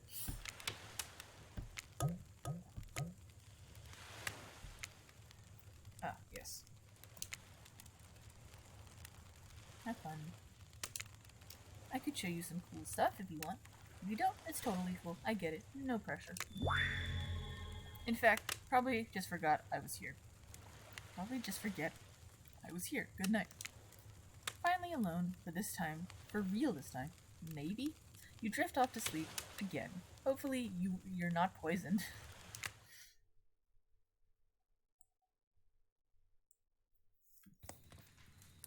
Wait a second. Where are we? This isn't... Oh geez, it is. It's one of those reality show confessional rooms where all the contestants talk directly to camera. I think today really went well. These are some of my first interactions with someone who isn't a parent that didn't end in bloodshed or untimely perishing in my Russian cottage. I'm counting today as a win no matter what happens. What do I think of the newcomer? Do I have to say? Oh, I do? Okay. Attractive, mysterious. I really don't know that many other words since I was raised by my mom until she was skewered by an elk, and I had to wash her entrails off my seraphim. That being said, the other three should make sure to be on their guard. Other three? I don't know who this newcomer will want to spend time with tomorrow, but I, for one, will not let my guard down easily. Who knows about the others? Wraith, I think, knows more than he's letting on about this place, but he's a hard nut to crack. Meanwhile, Spirit is just screaming all the time. Major buzzkill. And Trapper, where do I even begin with Trapper? He's buff, sure. But daddy issues much? Sheesh. Look, I don't need anyone. I'm perfectly fine on my own since my mother died. I eat a fine diet of raw deer, bear, and human, and I'm fit as a fiddle. That being said, something about this newcomer makes me think that I might be missing out on some huge part of this thing called life. Trevor, if I'm being honest, I want to kill just about every person I meet within a minute of meeting them. Even the few people I can tolerate, I want to suffer for a long time before I kill them. But this person, for some reason, I would like them to continue living, for now. One false step, and haha, well, you know, everyone calls me Trapper for a reason, and they better call me Trapper. I swear, if I watch this later, you list me as Evan, I'm gonna kill the Chiron guy. Chiron? Great. I'm not really sure how I feel about Wrath. On one hand, everyone I ever cared about has met an awful fate, so it's probably good for Wrath if they just keep ignoring me. On the other hand, there's something about it that maybe could work out for my plan, or for me. I know everyone thinks of me as a beautiful, cold-blooded monster. I can't help it. Circulation just isn't my thing. I don't choose to be cold. This cute hat and robe, okay, those were two of the choice for sure. Sure. But if someone were to come around and touch my heart, at least that means being stabbed in it. Besides, I'm gonna get bloody revenge on a society that has used me and thrown me away. Maybe it wouldn't hurt to have a little help. Achievement unlocked. Still alive. Oh, okay, so was I potentially could have died before then? Okay, you open your eyes. The sun is shining. There's not a cloud in the sky and you feel great. Totally well rested. You're not even suspicious of the fact that you fell asleep by the campfire but woke up several yards down the beach. Wait, are you on vacation? Was yesterday nothing more than a strange dream? Nope, not a dream. You're really here for another day. Why? I have no idea. You're obviously a weirdo. Oh, calling me out, huh? Speaking of weirdos, I see the rest of the gang is hanging out on the beach. This is definitely not a dream. I wouldn't rule out a nightmare just yet, though. At least they make for a sexy bunch, no? And talk about sexy. Here comes Trickster carrying coffee. Oh no. Morning, beautiful. I thought you might like a nice cup of joe to start this incredible day off right. It is some Joe. I think that might be the soul of Joe. Trickster seems suspiciously cheerful. I'm sure there's nothing nefarious behind his joyful demeanor, though. Everyone knows musicians aren't boring people. I also want to wish you luck. Today is an important one. My only regret is that I won't be a bigger part of it. Budgeting issues. Also, I'm just swamped with engagements, especially on the other island. Oh, you mean the rich one? Trickster winks at you. You want to ask him how to... If you want to ask him how to reach the other island now, is the time. Never mind, he left. Well, at least he brought me a cup of... No, wait! Don't drink that! What the hell is that? You don't call him Trickster because he's good on a skateboard. You definitely didn't get that name because he brings people drinks so they could have a good morning. That was almost certainly not coffee, and I don't want anyone casually poisoning, imprisoning, and torturing me yet. This is supposed to be a tropical paradise, the type of place you give a 5/5, 10/10, 2 thumbs up review to, not an eternal prison of food. And please make sure to leave a review. It really helps with the algorithm. Just trust me, I'm looking out for you. So can we please move on? Hey, wait a second. How did you possibly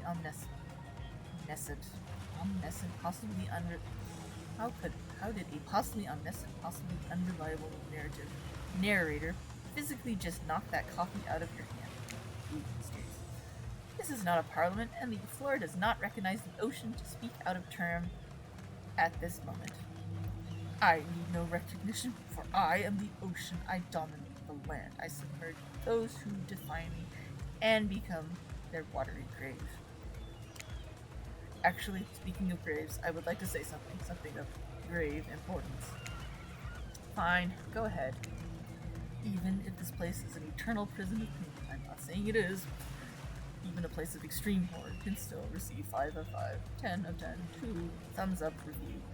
It was crafted with love, and/or that's the type of thing you're into. You know, the ocean is right. A lot of hard work goes into a place like this. You should really judge it on the artist's intent, and whenever possible, start from the mindset of giving them the benefit of the doubt. Constructing these elaborate simulations, vacations, is not easy to do. Sometimes there are some small bugs or inconsistencies, but that's just the nature of the process. Perfection is overrated. The universe is filled with mysteries. Now to celebrate those who venture to bare their souls as a part of a creative process. Part of a creative process with the ultimate intent of making things for our enjoyment, not be overly critical. Are you two trying to sell me on this place actually being good? You don't have to say it like that, especially after I saved you from that poorly made cup of coffee. Sorry, we should have been here 5 minutes ago. They always do this on the second morning. Sad, really. Even if they do make great points. Oh, sure, they make great points. I agree. Can we please move on? Yes, of course. Apologies, Red. The last few minutes aside, you've been enjoying your time here on the island. Yes, I've been having a lovely time. Yes, it's been really entertaining. I'm not suspicious. There's no option. There's no option. But I'm kind of entertained, actually. How else could I describe my stay on the island besides really entertaining? Well, 10 stars. Here we come. Can somebody remind me to skip the section next time? Nope. We need to ask you one more question. We all had to sign away our rights to say anything negative about this place. Can you please sign this non-disparagement agreement? Sure. Why not? Yes, I would hereby agree to participate in a verbal contract saying that I, Wrath, will never say anything negative about my stay here on this island. Perfect. Delightful. Excellent. Yes. Hey, Wrath, it's still totally cool you have constructive feedback. A place to leave that is in a positive review, because we all know that nobody reads negative reviews of games or resorts like this. Anyway, I see Dwight and Claudette have gotten into a trance, and with the grumbling I hear from your belly, that can mean only one thing. Breakfast. Perfect timing. Everyone's rolling into the dining area to lard up those sexy little bellies with pancakes and bacon, and so much for maintaining those beach bods. We're all half naked in a tropical paradise. Can we get some strawberries here? A yogurt? Magic powers will only get you so far. Even killers watch their sodium intake. You take your plate and sit down, thinking about yesterday and the whirlwind of feelings you experienced. Danger, dread, disorientation. It was like going through puberty again, except all in one day on a beautiful, mysterious island. It looks like you're not the only one doing some introspection, though. Trapper stands up to talk about how his day went, in case anyone was wondering. Personally, I wasn't. I'll be honest, I didn't expect you to survive yesterday, so congrats, I guess. Whether you survived today is 50-50 at best, but good luck. Well, that was bizarre. Back to your breakfast. Nope, now Huntress steps up to talk about her feelings. I feel a stirring inside my animal heart, something I've never felt before. It's almost like the feeling right before I go in for the kill, but softer, warmer. Sounds like it could be love, or maybe it's just indigestion from all that raw beef she had last night. Well, that surely must be it. No one else would immediately stand up during breakfast to you, and just like that, here comes Spirit. Never even sleep well. I did. Or should I say I did not? I haven't slept in 20 years on account of the whole burning quest for familiar revenge thing, and last night was no different. In that case, it was exactly how it should be. A lot of reading done, though. Now, if you don't mind, I'm going to go back quietly, resenting being trapped here with you all, while looking to keep doing so. Guessing Wraith had, even I say that's incorrect or something. Guessing Wraith had enough time to work up the courage to speak up in front of her group. Perfect, there he is. Take us home, Wraith. I'm glad the introduction of Wrath to our island paradise. And yes, that was in quotations. Didn't distract me from my normal routine, ignoring all of you and vice versa. This place... Well, good catch. This place is the eternal prison of suspicion and suffering, and no one cares. I'm still the only one asking any questions. I'm asking questions too. It's when will Wraith shut up? And now they're all looking at you expectantly. Wait, are you supposed to stand up and explain how yesterday made you feel? I think I need to process everything by myself. I'll see you soon. Damn, what a power play. Keep him wanting more. You're getting good at this game. Sexy, true-to-life experience. Shame you didn't get to eat any breakfast, but so be it. After breakfast, you head to the hot tub by yourself to clear your head. Yesterday was, in short, a lot. Before you get there, though, something catches your attention. You hear that? Who are you addressing? Me? Well, yeah, I guess. That is okay, right? You know, I might be pursuing a relationship with one of these 4 fine killers, but it feels like the person I'm getting to know the most is you, narrator. It's only okay in so much as it serves to illustrate that you've lost your mind, seeing as I'm not real at all. Yeah, I heard it this time. I think it's coming from behind me. Yeah, I heard it this time. I think it's coming from behind the bullshit. No, stick it in there. A little more. Yeah, that's it. Yes. How does that feel, man? That feels weird. Intense. Nice. Yeah, that's right. This is comfortable. Now, I'm gonna take that and put it right. Yeah, you know what I'm talking about. Just like that? Exactly. I swear I had no idea these two would do, whatever it is they're doing. I'm afraid to look. Please say something so they know you're close by and can hear everything. Oh wow, look at that super cool bottle of Trickster brand suntan lotion someone left on a chair. Anyone know where I can buy some? Damn it! Come on, a little privacy. Dwight is panting and Claudette has a crazy look in her eyes. Are you two doing something shady? Probably. Sorry, I didn't know how else to let you know I was here, and that I could hear you. Well, you know. What? What do you think we were doing? We were doing... I don't know exactly what we were doing, but it sounded like, fun. You think 2 people trying to find new ways to kill each other in a desperate search to make their own death permanent is fun? Oh, okay. Oops. We get 5 minutes to ourselves every day. We spend it hoping if we stab each other in just the right spot, we won't get resurrected. I've come to believe the key is finding the exact place we need to bleed out from, and I believe that place is in our appendix. What else would it be there? Makes sense to me. Did you actually think we were me and him, Dwight? You don't have to laugh that hard. They get it. I'm laughing too, in addition to trying to make the laughing, but okay. My life is a nightmare, and somehow it's never been worse than right now. Let's go, Loverboy. I noticed all our entry rooms and our 5 minutes is up anyways. Good luck, Rev. You're going to need it. And hey, if you figure out how to escape this island, make sure your ghost tells us how. That was both a tragedy and a comedy. A cragmity. Silence. Shut up. I like it. Anyway, where were we? Oh yeah. You're heading to the hot tub by yourself to clear your head. Yesterday was in sort a lot. So far, today has been exhausting too. But you're dedicated to achieving a true centered sense of calm. No drama, no bullshit, just soaking up the sun in a heated pool. Today, you're on a date with you. Oh, I like that. I want you on a date with me. Who would make the first move? Aside from the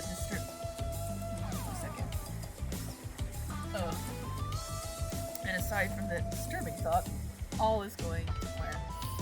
All is going to plan until the shadow blocks your precious sun. Spiky tipped, like a palm tree is bending over to screw with you. But it's no tree at all. It's the Trickster. Hello. Hey, babe. Breakfast was weird, huh? Everyone just getting up and announcing how they're feeling. What's that about? Some forced kind of check-in with the group? I don't like it. Fishy. Kinda lazy. Whatever though, breakfast is dumb. No one should eat before noon or after 4 p.m. Yeah, I do intermittent fasting. You see my abs, by the way. Maybe you can see them later at my private stage on the other island, you know, IP Island, where all the Hollywood celebs hang out and you play your cards right. I could give you a private show, catch you around. His abs are pretty amazing. You gotta give him that. And that blow-up bat, threatening but adorable, makes for an interesting silhouette, genius design. He's a psychopath, just like the rest of them, but you don't gotta give him anything. We're not best friends just because we had a little talk about doing a little talking. It's not an open invitation to go smashing the fourth wall every 5 seconds. Okay, now that guy is gone, we've got some ground rules established that we're definitely going to abide by. It's time to lay back, take some deep, slow breaths, and nope, another shadow. These people will not leave you alone. Let's see who it is this time. Ah, yes, Huntress, that makes sense. You two have gotten pretty cozy. We should get out of here. I know a place that's quiet and out of the way. No one will be able to hunt us and hear us there. Doesn't that sound intriguing? But immediately a flood of worry. Doesn't that sound intriguing? But immediately a flood of worry floods your brain. Did you pack a picnic? Bring a swimsuit? A pocket knife? You decide to bring as much as you can. You may have to make a run for it at some point, and you should be prepared. But of course, washed up on this island with nothing but the clothes on your back, you've got nothing to gather. Are you really ready for this? I mean, they call her the Huntress, not the Hugstress. Hey, that's not Spirit. Yeah, I know that's not Spirit. I ain't going after the Spirit was. Maybe next time. Or another time. You look up at this towering goddess, trying to form a sentence when suddenly, before you can decide if you want to go off of it, the trapper interjects. I demand you reconsider why settle for a bunny with a hatchet when you can have everything you ever wanted. Flex. Spirit is the only correct choice. Soft disagree. I mean, Spirit is quite lovely too, but soft disagree. Tough choice. You weigh your options quickly because you can only go on one date to date, and you also don't want to be hacked to pieces for saying the wrong thing. It's always good to remember that these are all cold-blooded people. You know what they say. When life gives you lemons, you make lemonade. And then die a horrible, wrenching, writhing death after drinking it because the lemons were poisoned all along. Sorry, this island really has got me tilted. But who will it be? I don't know who it's gonna be. I gotta go with Huntress. Whee! Whee! Let's see. Achievement unlocked. Forest friend. Ooh, we get to visit a forest. That seems appropriate. You and Huntress make your way to the secluded beach house. Your heart thrums in your chest. Don't look it up. Thrums is a real word. I swear. Are these nerves of excitement or terror? Isn't it fun to mix the sexy and the horrifying? Huntress is quiet as a mouse as she guides you through the island forest. You struggle to keep up with her. She moves like a jungle cat on muscle and silently leaps across the thorny bush. She halts suddenly and you crash into her, having been desperately trying to keep up. You follow her gaze and realize you've arrived. A cabin in the woods. Oh, that sounds very sus, but okay. Obligatory in nearly all horror films and stories. You come here willingly with a fearsome killer. Great job! The cabin is cozy, but something seems off about it. You can't quite put your finger on it. What is it? You can't put your finger on what it is. Hunter stares at you through her bunny mask, cocking her head to the side as if trying to gauge reaction to her hideaway. Do you want to invite me inside? Why do you need an invitation? Are you a vampire? Ha ha ha. No. Oh. Is it just me, or did Hunter seem a little disappointed? Didn't peg her for lover of the fang. But hey, I don't judge. Come on, let's explore. follow her inside. It's creepy, rickety, and definitely not up to code, but it has a certain home charm. Well, it does look quite, cozy. You're quite the decorator. She blushes. Indeed she is. A chandelier made of bones hangs... Chandelier made of bones hangs delicately from the foyer ceiling, and a collection of trinkets lines the mantel. Something tells you that the people who once owned these things are not of this mortal coil anymore. Could you be Huntress's next victim? The thought gives you a wicked thrill. Hey, she's looking at you again. What do you think of my collection? I'm more of a minimalist. I could learn to like this. It's so much. I could certainly learn to like this little place. It's quite tactile. There's so much to look at. The organized chaos makes me want to craft things with my hands. I knew you'd like it here. You have the eye of someone who appreciates fine stolen things. Can't wait to go treasure hunting. You should find so many more. You could find so many more goodies on the island. But first, what do you think of the other killers on the island? I mean, Trickster's pretty out there, but everyone else seems like they have interesting backstories and whatnot. A little gossip, huh? What are you playing at, Rev? Huntress considers this for a beat. She seems to have two modes, thoughtful and explosive. You hope to never be in the splash zone when the explosive part emerges. Why? Are you jealous? Before you can answer, the house begins to shake. Huntress loses her balance on the termite-infested floor and falls into your arm. Oh my goodness.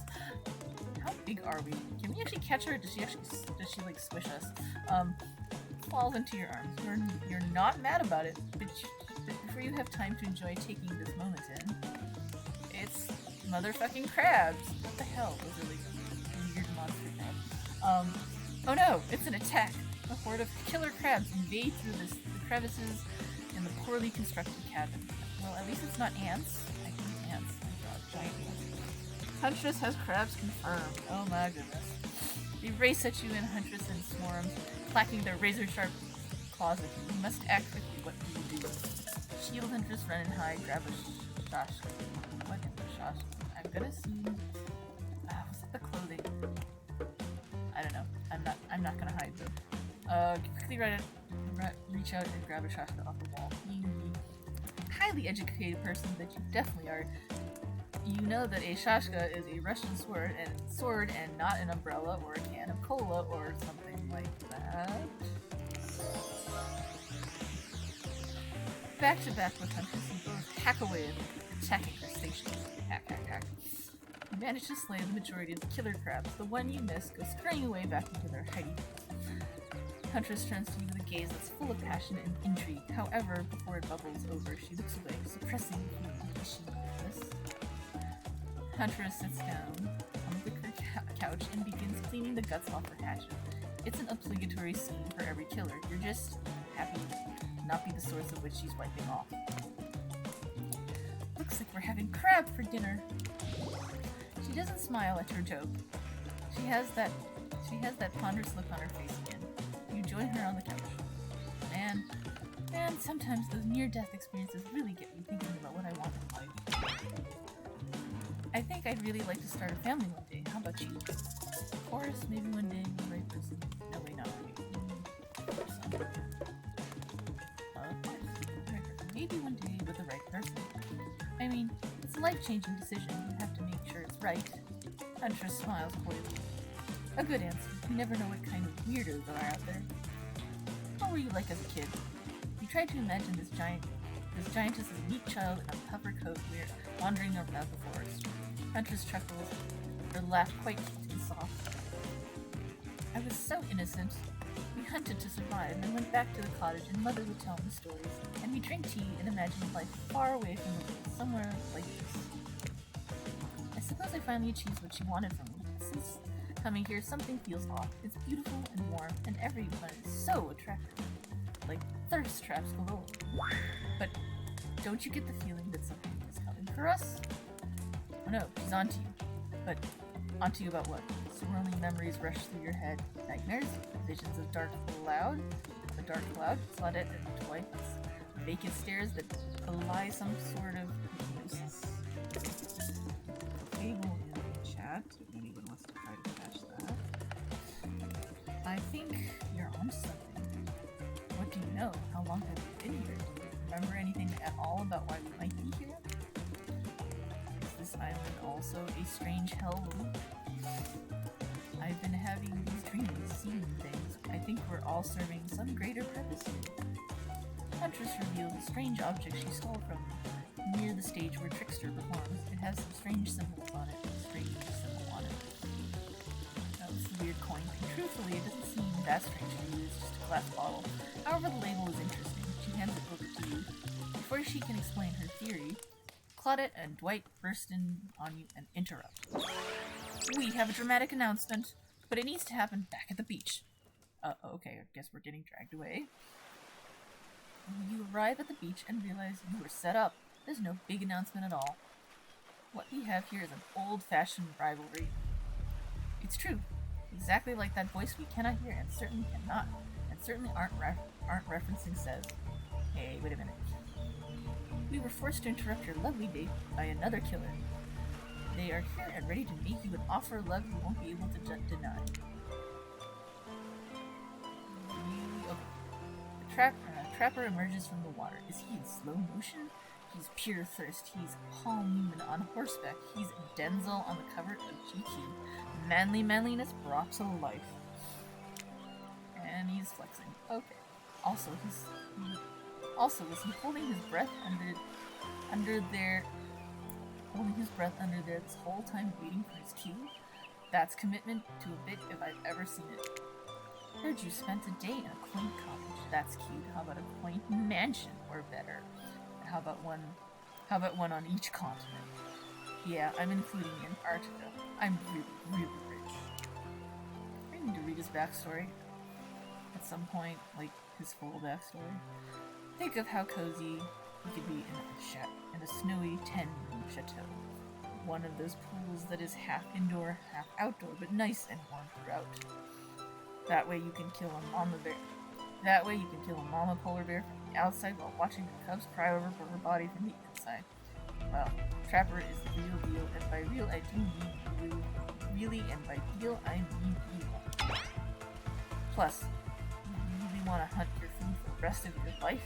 With me, you get it both ways. Savagery and someone to clean up after you. Sounds nice, huh? As if that sounds nice. Well, I am still going to Huntress, so... that life isn't for me, bro. I'm very impressed that you can speak with implied quotation marks. Very cool. This guy is a total douche novel. Try hard much, he's like the turn-of-the-century Pacific Northwest version of a Wall Street bro. Trust me, it trends. Patrick Bateman with a huge chip on his shoulder. You wouldn't go with him if you were brandishing the cleaver and you... Oh, shit, he is.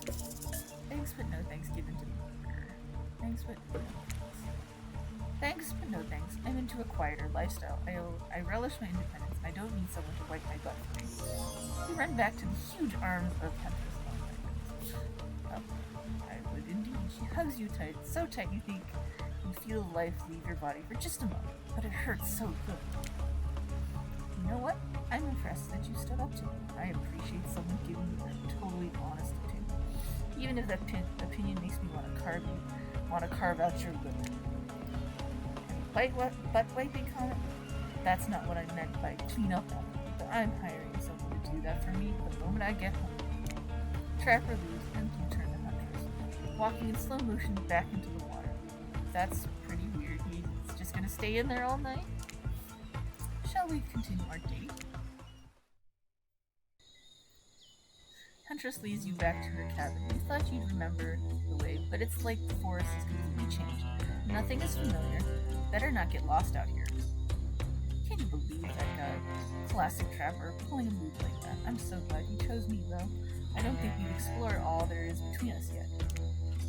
She winks a bunny masked eye and scoops you up into her back. Scoops you up onto her back. Huntress runs through the woods. You piggyback riding her.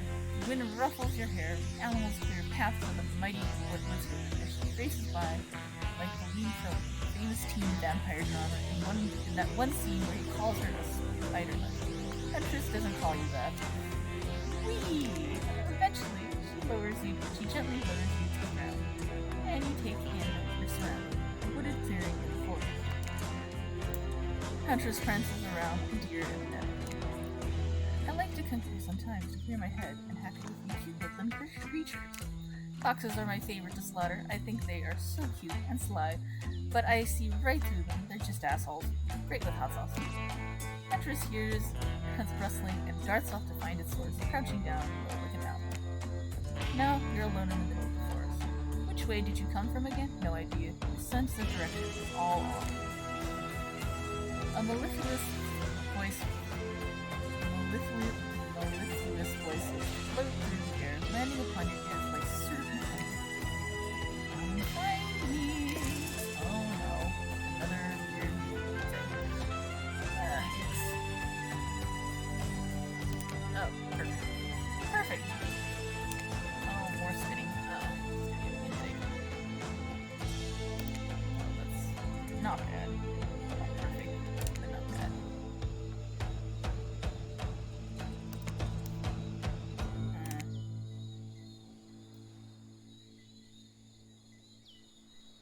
Oh, that's really bad.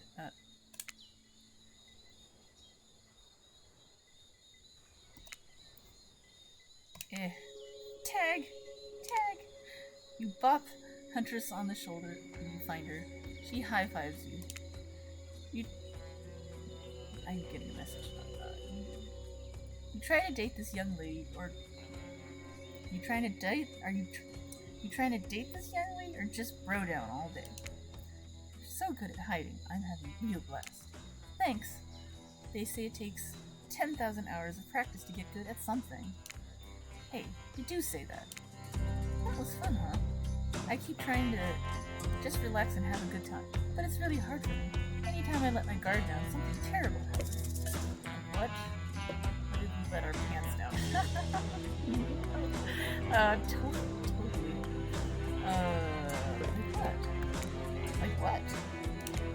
Sometimes I find young girls in the woods, perfectly angels who need my protection, but if I turn my back from home, they wind up dying. That got dark. I feel like Huntress wouldn't admit this to just anyone. Well, oh look! Claudia and Dwight are back. Okay, we swear we're here. Okay, we swear we're here for a good reason this time. Yeah, no one is manipulated this time. It's just time for dinner. Come get some grub. What a fun day you've been having. I can see it written all over your face. You're shining, and that's not just the remaining anxious sweat from spending an afternoon courting a psycho killer.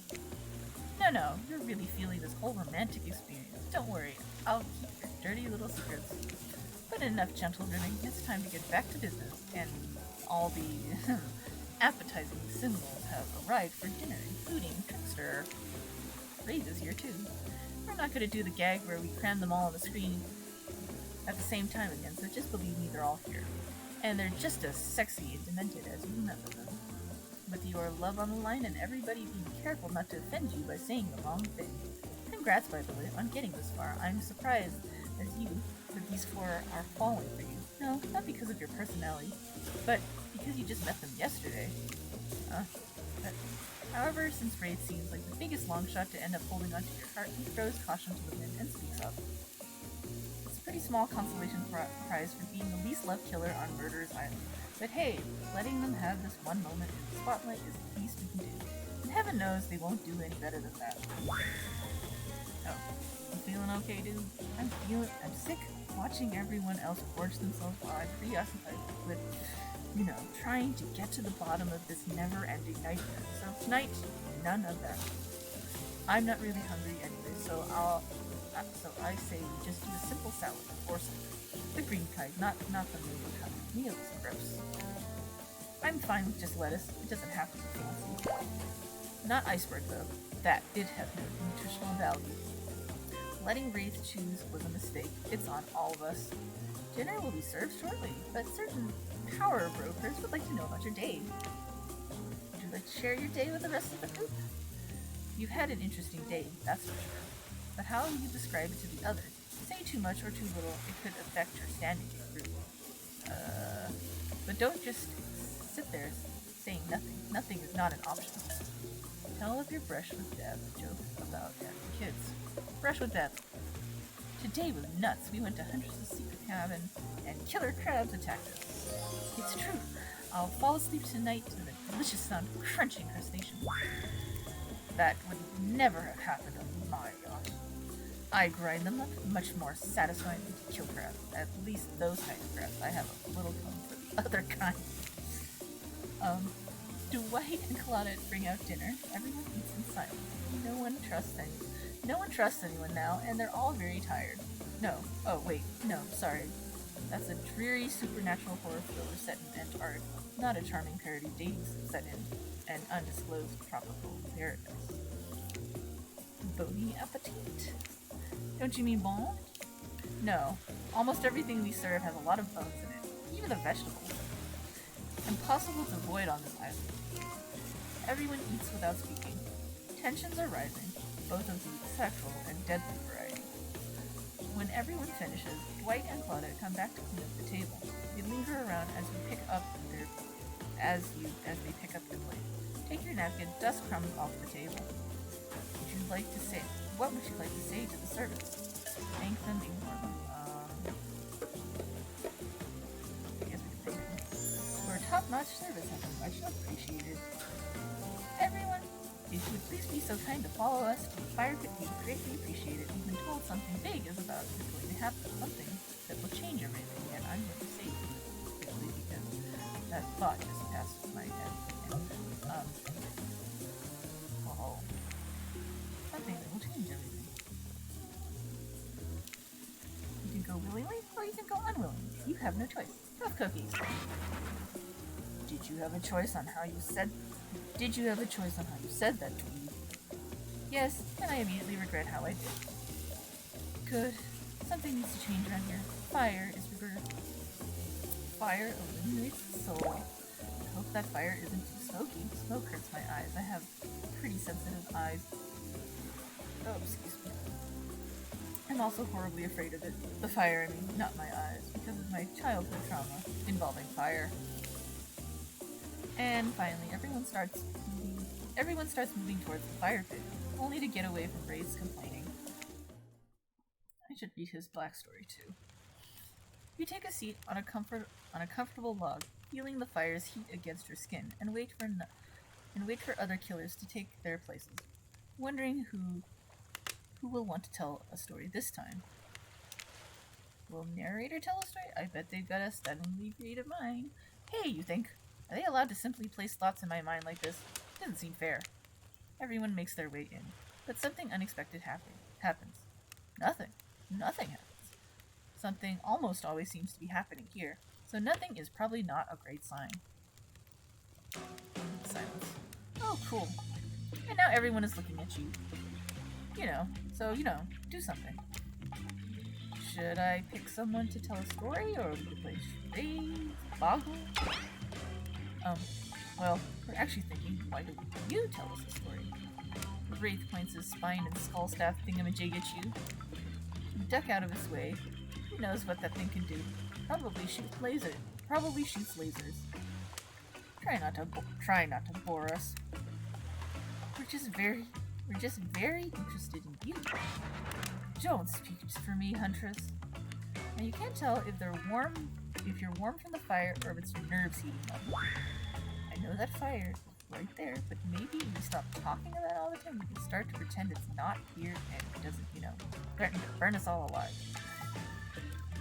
He's not supposed to hear me. Get out of here, Wraith. Wrath is about to make an important decision about telling a story or not. Fine, I'll tell a story. I'm not the storyteller. Alright, tell a story. Alright, sure. I'm due to tell a story. I hope it's a mystery. Okay. What kind of story do you want to tell? Romance, adventure, action. Why not action? Here's an action-packed yarn for you, Bob. It's time I got into a bar fight. The group is interested. They lean in. I'm all ears, and I'm not talking about the bucket of them I have on my boat. You crack open a beer by smashing the bottle cap off the nearest rock before starting. I'm at the local watering hole, powering up with my regular 12 beers before I slay the pool table. Slay is good. Steely Dan blasts from the jukebox. The bartender's tip jar is filled to the brim. I pound the final pint and smash the glass on the counter as I dip my shots with finally for the entire joint. The patrons cheer for me. I am God. Suddenly, I hear the telltale revving of engines outside. Motorcycles. The saloon doors swing open. Wait, it's a saloon now? And in walks my arch nemesis, Big Slim, the giant North Toledo. The giant of North Toledo. He sounds sexy, though thought I smelled something acrid from Akron when I hopped off the hog, Slim says with a sneer. I get up from my stool, the gal behind me rubbing my shoulders, revving me up for the inevitable fight. Long way from home, Marcus Slim. What are the fine people of Elm Street going to do without someone to sell them someone's secondhand cufflinks tonight? I taunt him. He strokes his oily beard. The story has a lot of specific geographic references in it. I have a perfectly good job at the pawn shop. Why are you coming at me like that? Slim yells. That's fair, I scream back. Why do we even hate each other? I can't even remember. Something about me cutting you off the track. But that was a misunderstanding, Slim yells. Well then, let's hug it out, I say. Tears starting to well in my eyes. And we made up. What about the bar fight? Oh yeah, we got in a real blowout fight later that night. Really yelled our proverbial heads off. But that was just an argument about whether you should say pop or soda. Oh, come on. I gave a headline at Coachella for this? Spirit laughs hysterically, possibly laughing at you, but it's a laugh you're ready to accept. I'm sure that sure was kind of a story, technically. Okay, that was not a very good story, but I don't mean to insult you. That was actually quite bad. Sorry, but this narrator keeps it real. We can't just end there. Who else would you like to hear a story from tonight? Look from killer to killer, trying to decide who might be the most entertaining. Huntress, you seem to be raring to go. Let's hear from you. Sure thing. My neck of the woods isn't wanting for horrifying mythology. Mother once told me of a story of a young man who was traveling back home after the war. Which war? Doesn't matter. I just wanted some backstory detail to paint a picture. I'll paint you a picture if you want. The man was lost, running out of food rations. He stopped to rest for the night underneath a majestic birch tree. That's when he saw the woman, naked, skin glistening in the twilight glow. Hot! I'm invested. They sang a haunting melody as they made their way downhill towards the inviting lake.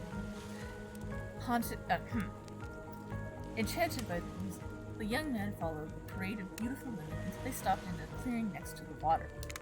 They turned to him and smiled. One woman with long red hair stepped forward and reached for his hand. The others began to play music. Lutes, tambourines. The melody was intoxicating. The man's feet began to move behind him. He was dancing, moved by the magical music of these mysterious women. Twilight darkened into night, and the man grew weary. But when he tried to still his moving feet, he found he could not. Help! I cannot stop dancing, he cried to the nearest woman, a slender woman with green hair. She drew near to him, and he saw her features distort into something horrific. She was bloated, an eye hanging from one socket, skin the color of algae. A rushalka. I hope I pronounced that correctly. Rushalka. Her true self. You'll never stop dancing, she screeched at him. My sisters and I were drowned in this lake by men of your regiment. Consider this your punishment. The man cried out, but it wasn't me. Someone must pay, the Rushalka said, her voice filled with briny malice. And so the man danced and danced until his bones broke and his heart gave out. The dance of death. A silent beat as everyone takes in this macabre. But it's not all bad. Rushalkas are also fertility goddesses. If a lady had stumbled across them, she would have been blessed with a fruitful womb. And probably some candy for the road. Damn, does she really think that's a happy ending? I want what Huntress is having. How is story time? A lot of people like to take potshots at sequels, but I think every good story deserves a follow-up. When you think it's the end, the sequel is almost never as rewarding as the original. That's why I'm much more of a fan of the episodic style of storytelling.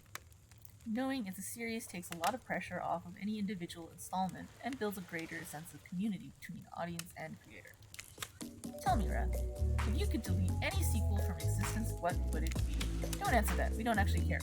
We're just here to make sure that we seamlessly move on to the next segment of the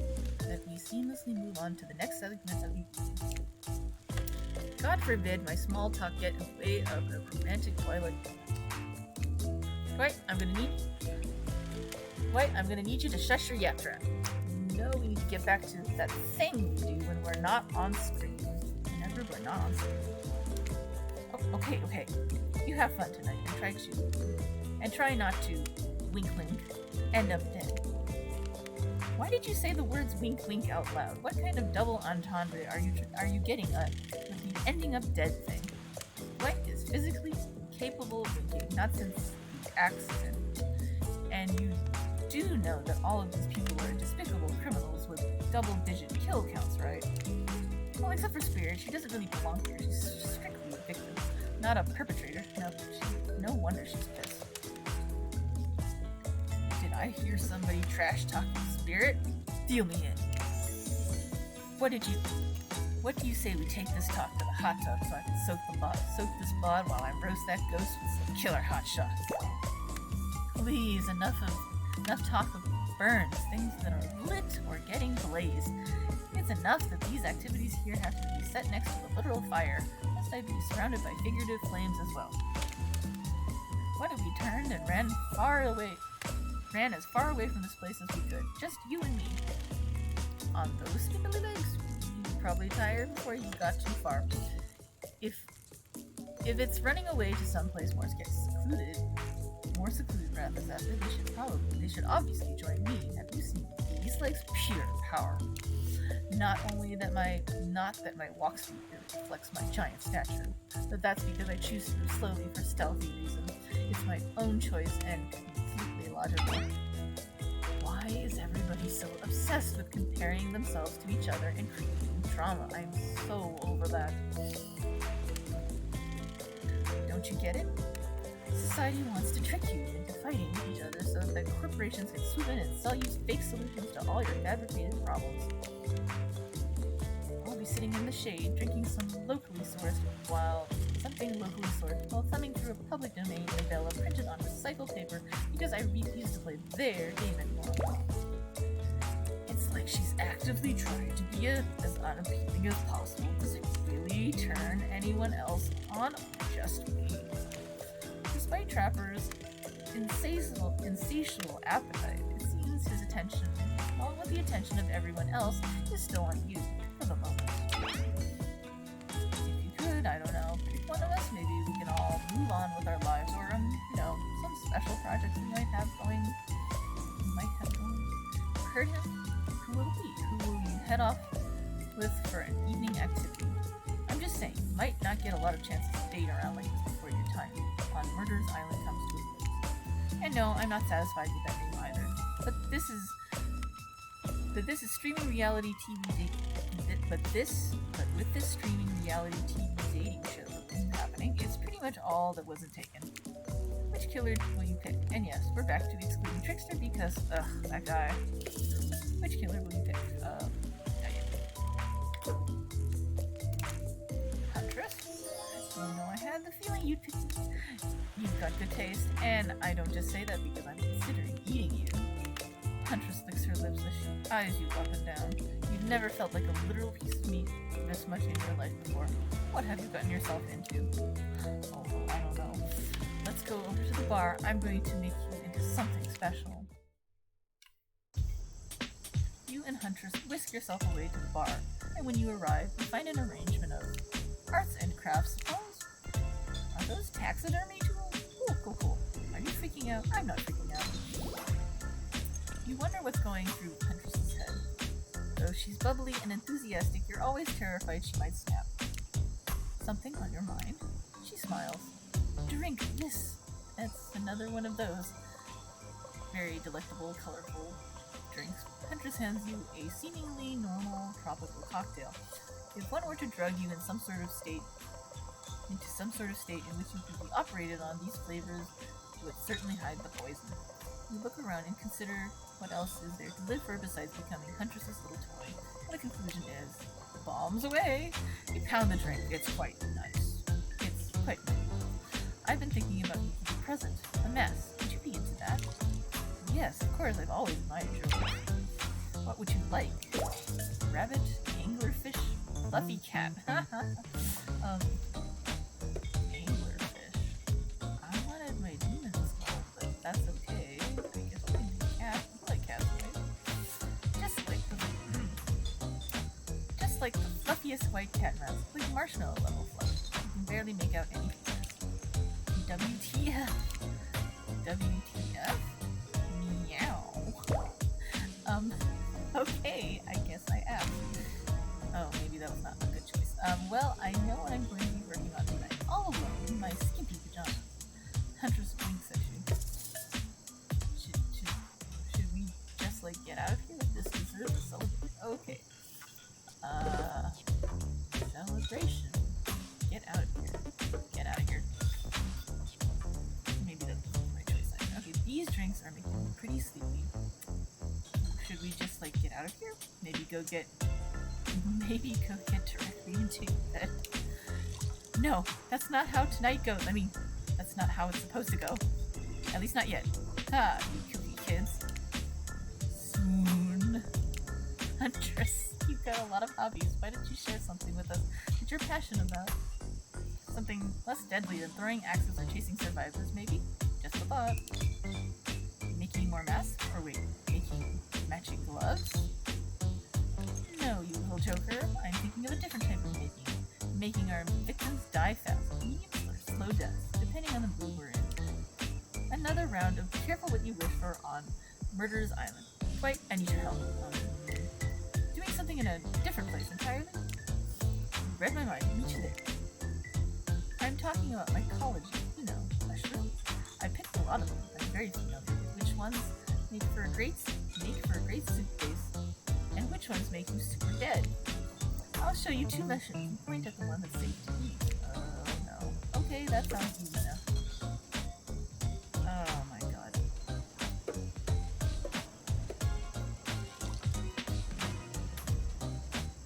I don't know which one's safe to eat.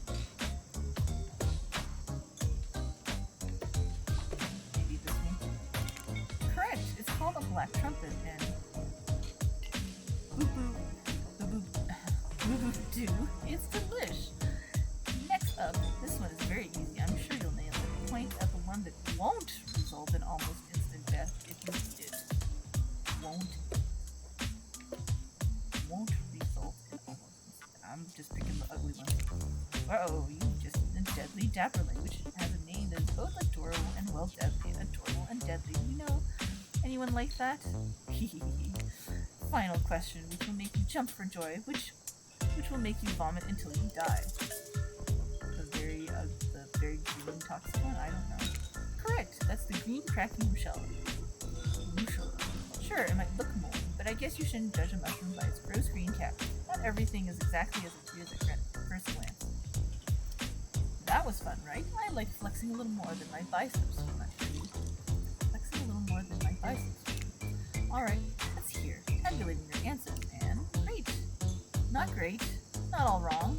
It only takes 1 poisonous mushroom to put you down for good. Guess you'll need to keep me around so you don't shove anything deadly in your mouth. Huntress claps her hands giddily. I appreciate you spending time with me tonight. I know the other killers are all very alluring in their own way. It means a lot that you'll spend time with a forest pumpkin such as myself.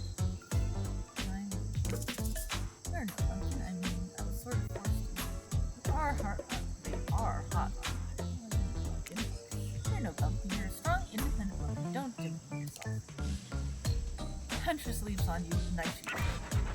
I'll demean myself if I want to. She's angry, but also turned on. This is pretty hot. Here, Claudia and Dwight are gathering everyone together on the beach. Typical. Exactly what the voice said. I'm telling you, and I'm being honest, that you're the only one who can hear me.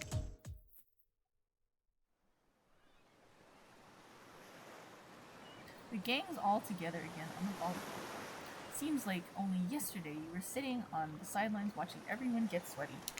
That's because it was okay. Oi, feels like I've been here a lot longer than that, actually. It's so late, the sun is already beginning to rise. Better get this over with quickly so that you can get some beauty rest. Let's save again.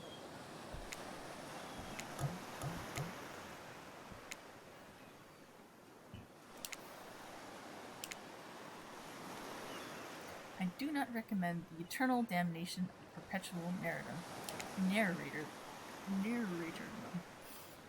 Good thing you've really used your time well since then. Really getting to know the gang. The brain, the mogul, the basket case, the psychotic bunny girl. You know, the 4 types of people. Anyway, everyone is gathered on the volleyball court for a new type of game. Pick your dream date and see who Wrath chooses. Who's ready for a round robin? How round are we talking? Not to eat, Huntress. Each killer gets 2 minutes to tell you about the dream date they have planned for you tomorrow. In no particular order, which is a weird thing to mention, right? Almost like the order does matter. Wraith, why don't you go first?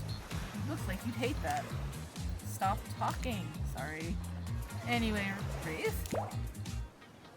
Well, I don't know. I really prefer to just tell Wraith, right? Well, I don't really know how that's gonna work with these game mechanics.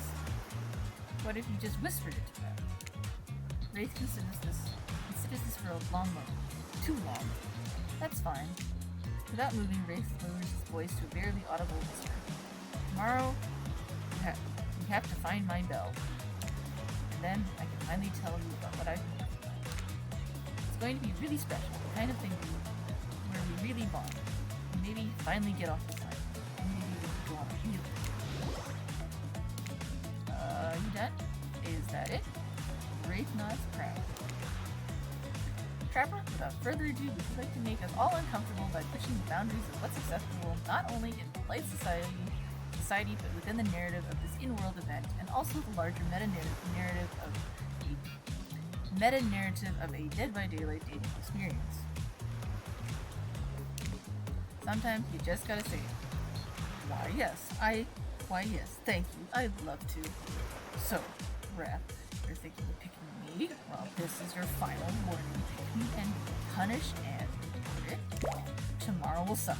Probably. I'm not an easy guy to get along with, I know that. But I can tell you this much, I'm hiding a secret on Desire. I'll make fans shit themselves with excitement. If you like Trapper, you're gonna love it. And if you're not a maggot, also. And if you're not a maggot, also everyone, even confident, sexy ladies in rabbit masks, better stay the hell away from my yacht. Hit a spirit. Figuratively, damn it, Dwight. You gotta watch words with these people. Tomorrow, I'll spit in the face of God, die, and be reborn and be. Is that it? If you're not intrigued by that, I don't want you. Go draw crayon art with Trapper, pick up whatever mystery trade. I don't know what these guys do all day. Do you want to at least specify which god you'll be spitting in the face of? All of them. Okay then, so hydrate tonight if you intend to hang the spirit. Great. Huntress, why don't you take it from here? Tomorrow morning, I am planning on a nice atmospheric breakfast on the yacht. Don't worry, Trapper won't even know it's gone. Oh, we're gonna hang the yacht. What was that? Nothing. Go away. Then, boy oh boy, I've got such an adventure plan. It involves hunting for treasure. What kind of treasure are you looking for? Guess you'll have to pick me and find out. Let me tell you, it's primo stuff. Now, if you don't mind, I'm going to start preparing because it's clear already that you're going to pick me. Confident, mysterious, I hope. And time's up. Gosh. You need to dream about these options so you're ready to choose in the morning. Now go dream about the swoon-worthy options so you're ready to make a choice come dawn. Have a swell night. Did you forget to mention something? Oh gosh, how could we forget? Before you run off to slumber peacefully, there's one more thing to do. No reality survival dating competition. I parody would be complete without singling out one of our contestants who is already teetering on the edge of a psychological break and giving them a little push. Hold up, this has been a survival dating competition parody this entire time, and I'm just now finding out about it? Come on, the signs were there. You just didn't read them. Welcome to Murderer's Island. It's now time to eliminate one of the killers. Oof, it's like a butchering, but it hurts even more. You can't kill the killer, but you can break their heart. Do you dare to even try?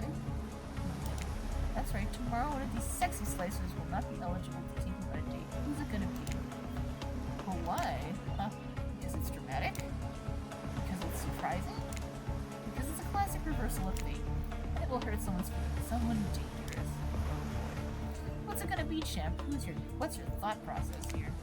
Trapper seems to come withdrawal with each sleeve to limit him. That being said, you see him coming. Spirit could be anywhere. She floats, and I hear she could disappear. Hard to track. Eek! Get rid of Wraith, he might cry. Although I totally support normalizing men crying and being vulnerable. It just seems like he might be an ugly crier. Huntress, she might pretend to be okay with it, but you'll start seeing her behind every tree. What I'm trying to say is, I don't envy you, boss. So which sociopath are you eliminating? Choice this time. I'm saying is I don't think you lost your sociopath. Oh. See, achievement unlocked See Trapper. It was a very simple trapper. You scared the living shit out of me. You are eliminated. Oh, we have to actually tell him. That's fair. Honestly though, I don't care. You suck. But not with the worm, personality thing, maggot. It wouldn't even be fun to kill you. Which I was totally gonna do tomorrow the first chance I got, so really, this is a win-win. Still might kill you though, out of principle for eliminating you. Sleep with both eyes open, and have fun on your date tomorrow. Now that you've broken the heart of someone heartless, you should go get some shut-eye. And don't worry too much about the broken heart you left behind, because of course they'll be receiving a consolation prize. They might not go home with you.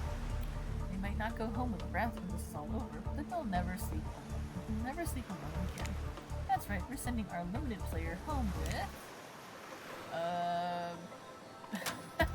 They're mostly new. Trickster body pillow, the next best thing for the real trickster. It might not hug you back, but it definitely won't try and stab you. And how do we know? Because we tried it. That's right, it's twice tested. Claudette approved. I hope you sleep well, though, Wrath. You're my hero for what you've accomplished. How can you sleep tonight knowing what you've done? No, not because of the guilt. I mean knowing that there's a legit homicidal maniac who hates you so close by. How can you sleep tonight knowing what you'll do tomorrow? I don't know how you do it, but you better go before Dwight and Claudette come back and pull you to sleep themselves. You know those two. Schedule. Wow, what a crazy way to end the day. An elimination? I didn't know that I didn't even know it was that kind of game. Let's check in with everyone, especially with our loser. Everyone deserves a send-off. I can't help it if I have thick arms and legs that go until they stop. I knew we had a connection for the moment I saw them through my mask. You can never be sure what's going on in the newcomer's mind, but I like my odds for tomorrow. It's so fun hunting for love and not for food or vengeance for a change. I don't really know what's happening here. I honestly haven't been paying attention. Oh, Wrath. Sorry, I forgot. I was focusing on other things, more important things. One way or another, I won't be here for much longer. Trapper, silence. I don't have no rejection. Well, at least I don't think I do. No one has ever been dumb enough to reject me before. Yeah, the more I think about it, the angrier I'm getting. And I'm a giant rage monster, so everyone in this room should be scared right now. Turn the camera off. Did I think there was a chance I might get eliminated? Yeah, I did. Did I care if I got eliminated? Not even a little. Does the volume of the words I spend talking about how much I don't care about things signify deeper yearning within me, seen, heard, and validated by those around me? Nah. What? No, you're not a part of this. You don't get it confessional? It's cool, man. I'm not a part of anything, you feel me? I'm not a cog in anyone's machine. I'm my own machine. This whole thing is pretty cute, though. Charmingly low budget, old school marketing vibes, NGL. Kinda wish I wasn't so busy right now. I'd definitely be down with reality show style dating competition survival albums. But I got my new album upcoming to finalize the new Stephen Light producing a limited series on my life, starting a new social media NFT crypto app, and doing these private gigs all over, or gigs over on IPM. My dudes, you gotta come check it out. IPM, it's dope. It's where the real killers are hanging out, fully licensed and no legal drama. Lawyers, take a hike. I'm gonna tell everyone the trickster said that about me. Don't worry. Said that about me. Don't worry. I'm talking your favorite established characters all over pop culture that can't be seen on this island. Hell, you probably can't even mention them like Ghost. Don't say it. Look, we get it. You're very popular and in demand. You have a game to get back to, and I don't want to get sued. Ghostface. Come on. Whatever. I don't even care. I'm the trickster. See you around YouTube area. I have a name now. You do? Yes. Seriously. They do not pay me enough to deal with you people. Is it my turn? What? No. No, it's not your turn. You're sentient water. How are you even sitting in that chair? What's a chair? It's a thing. You're getting all wet. Now, it's gonna smell like milk. Okay. Rude. Fine. Let's get this over with. It's your turn, Ocean. Do your check-in. Check-in? I was looking for the bathroom. Bathroom? Are you serious? It's down the hall to the left. It's okay. Never mind. Never mind. What does that mean? Oh, no, not you two. That wasn't meant to be a confessional time. This wasn't meant to be confessional time for literally every character in this game. It's okay. We don't have to confess anything. We've just been working our asses off for 2 days straight and wanted to sit down somewhere. In the chair wet. It's wet. This chair is wet. Yeah, I think the ocean just peed on it. How is that? Oh, you know what? I don't care. You two are looking pretty pleased with yourself. I've got something to confess. Oh great, what's it gonna be? You ate glue in the 2nd grade? You cheated on an algebra test once? Watching Trapper getting eliminated was the first time in this unending spiral staircase of pain that is my life that I felt even a modicum of joy. Modicum of joy. Every minute that I'm alive is a nightmare. This place, the sun, these sweet sugary drinks. It sounds fun for a long weekend, but for an eternity? The unrelenting rhythm of crashing waves and wailing seagulls is like a crescending song of evil. It makes me question the very foundation of the universe. Why am I here? Why are any of us here? What kind of sentient being would do this? Please, erase me from this existence. Make it so I was never born. Pull the plug on this experiment and let my soul be free. And please, please get me out of this polo shirt. Okay, let's get you to bed, buddy. I don't want to go to bed. Going to bed means eventually I'll have to wake up. Yikes, huh? That was a weird way to end. Well, what are you gonna do? You let the camera roll long. You let the camera roll long enough, someone is bound to say something crazy. Anyways, achievement unlocked. 2 days in paradise. Anyways, seems like everyone's had their shot to annoy me tonight, so let's hit the hay and get some rest. Tomorrow's gonna be a doozy. Soft sunlight warms your skin, nudging you awake. You're also using a killer crab as a pillow, which it's sort of okay with. You pull on your beach attire and splash water on your face. Dwight and Claudia approach. Is that look on their faces excitement? Terror? You notice your stomach flutters with butterflies. Someone's in love. Or you've been infected with zombie butterflies in your sleep. It's happened here before. But it's probably the love thing. It's time.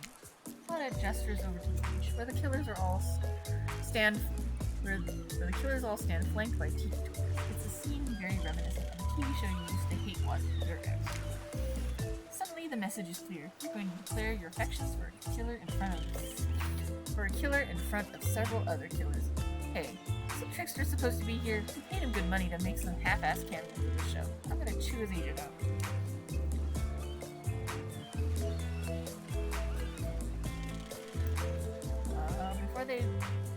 Before they walk you through this big moment, don't think we haven't noticed how kind you've been to us, Raph. It can't be easy being thrown into a mysterious island for seemingly no reason, surrounded by terrifying killers, trying to manage your most primal impulses, murder and making out. And you've kept a cool head and treated us, your friendly island host, with dignity and respect. So don't tell me when we told you this, but Claudette and Dwight look around conspiratorially.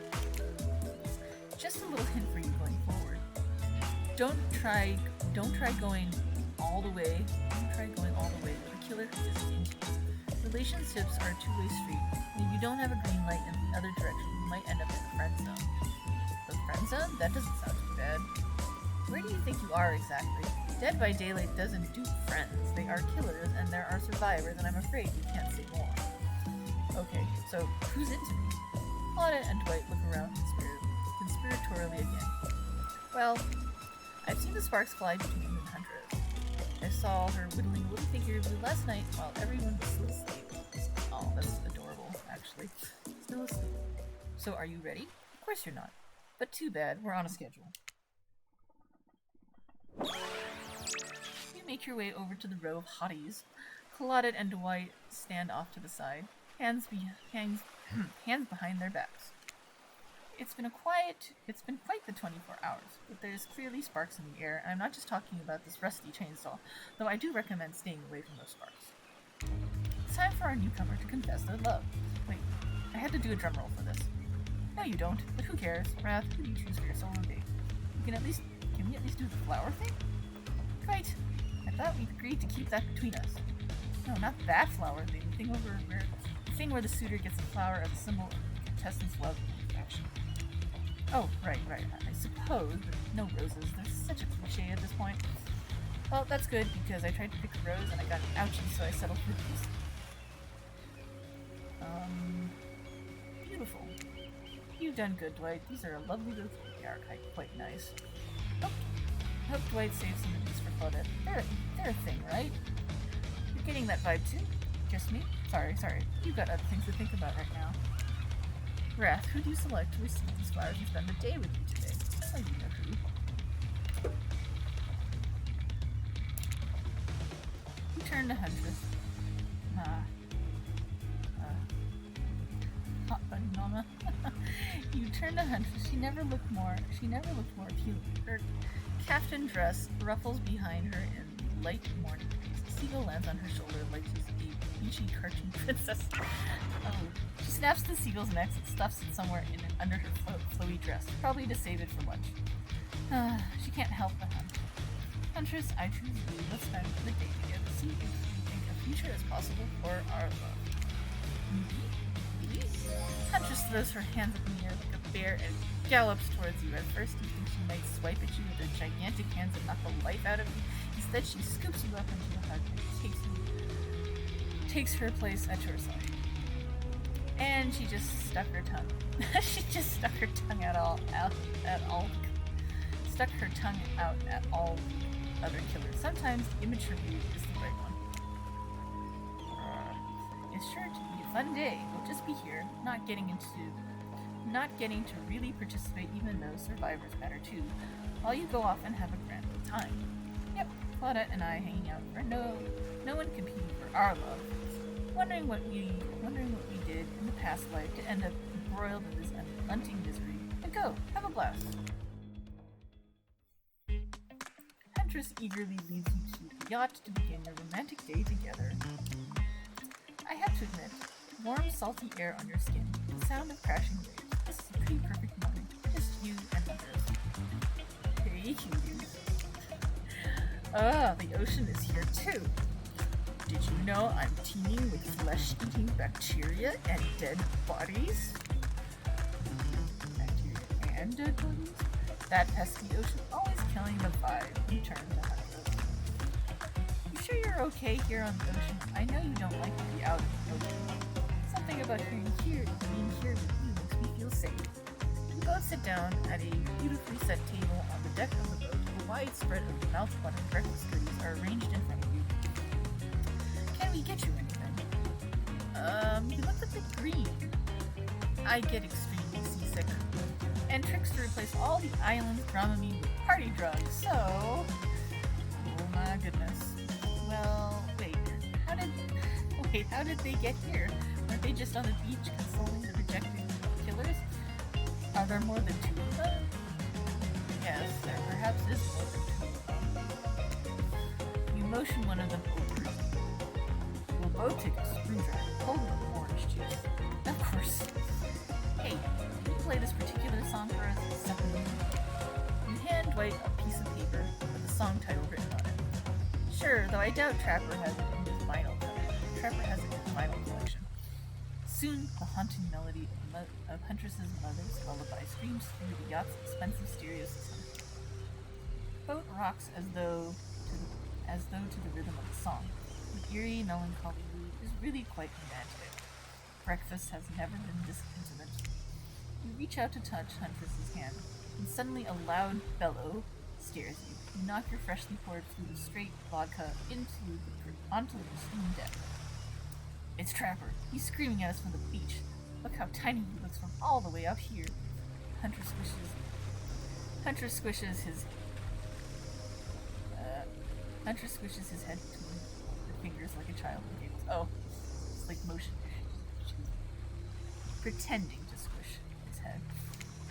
Damn you both! The chairs you're sitting on are worth more than your lives. Get back here! He's not wrong. Hey, Claudette, take us out farther. Aye, Captain. Can she drive a boat?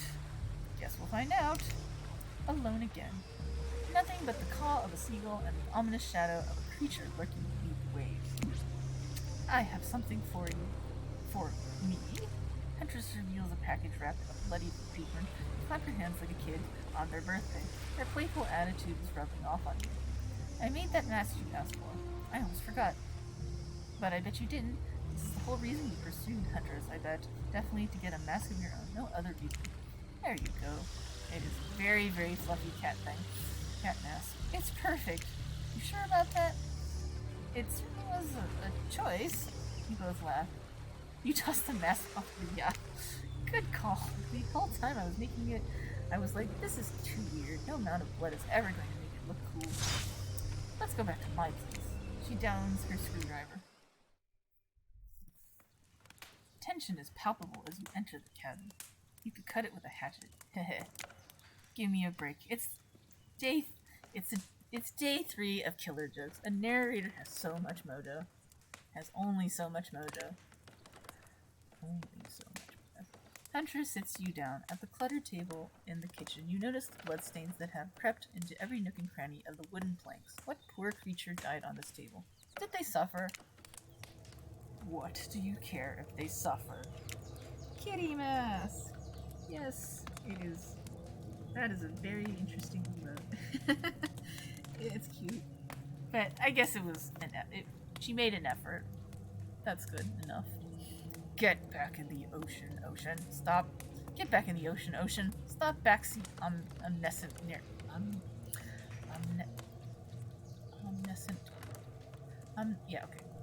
omniscient narrating.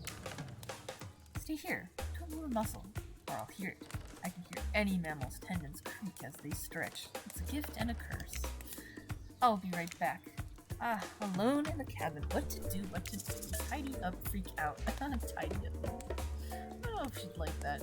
Freak out. Freak out. Clean up, everybody. Clean up. Everyone do your share. You half expect a flock of adorable birds and cute little mice to come sprinting in and help you, but they don't, because this isn't some fantasy. This is gritty. This is real. Plus, I'm pretty sure she kills all the adorable birds and cute little mice. So you putter around the room by yourself, organizing Huntress's various trinket collections. Old bottles over here, discarded vintage doll parts over there, various keys that don't open anything in particular. Doesn't she have a drawer filled with these? Everyone has a drawer like that. And you lay a blanket down in front of the fireplace for no reason. No reason at all. You're certainly not imagining all the naughty things you could get down. that could go down on such a blanket. What's that in her strong yet delicate hand? You reach out for her, longing to stroke her blood-matted hair and scratched up shoulders. I thought we could get warm by the fire.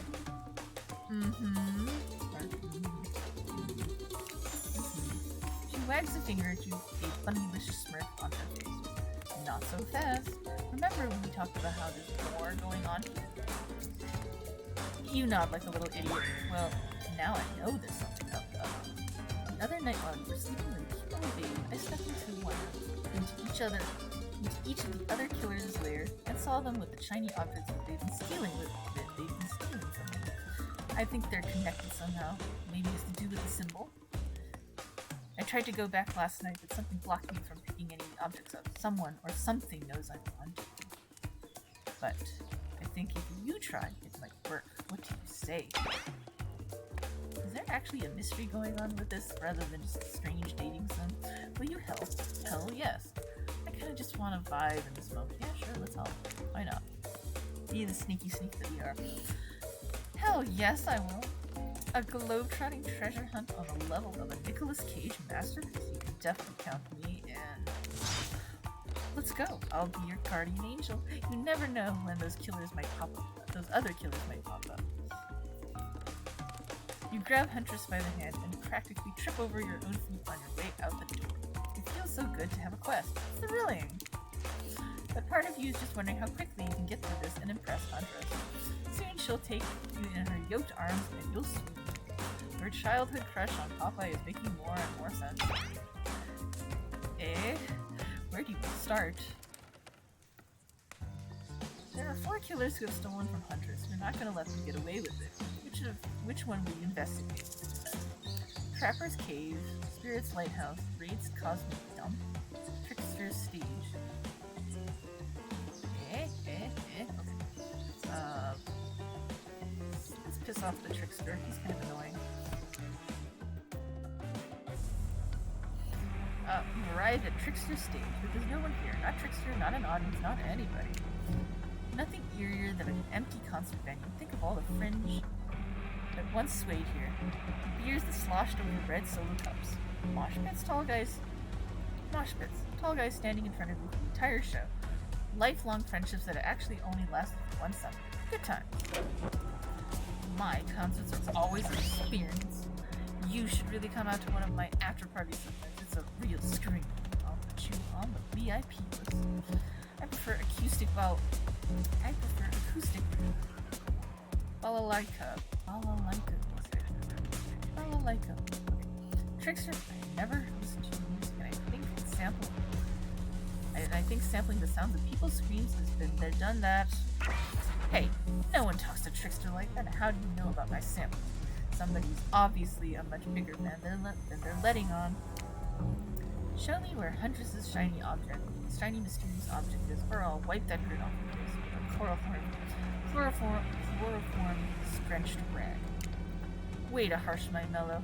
Deranged violence and torture is only cool when I do it, because it's my commentary on a shallow society, and I make it look as sexy as hell. Your thingamajig that away. Trickster backs away from you and resumes practicing intricate dance routines. The way you stood up to that bootleg Backstreet Boy just now was wow. If I weren't so strong and stable on my feet, I'd swoop. But it just wouldn't be believable. Find me my shiny thing, champion. Oh my goodness, another game. Perfect, yes, perfect. We have to do it again. Yep, we gotta do it again.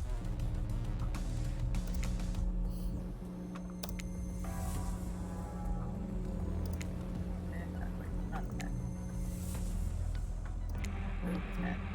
Not that.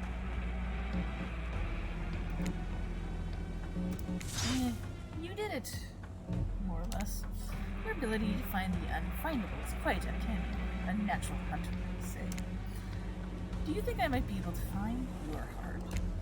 I would hope so. It's very important to locate and remove all internal organs of your prey as soon as you fell them so their meat doesn't spoil. coin. It's like the coin from before.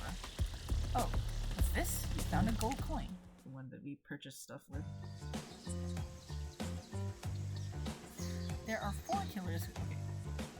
Not gonna let them get away with it. 4 killers. Not let them get. 4 killers have stolen. Not gonna let them get away with it. You can avoid going to Trickster stage a second time, which is good because the whole mood there is just off. Which one will you investigate?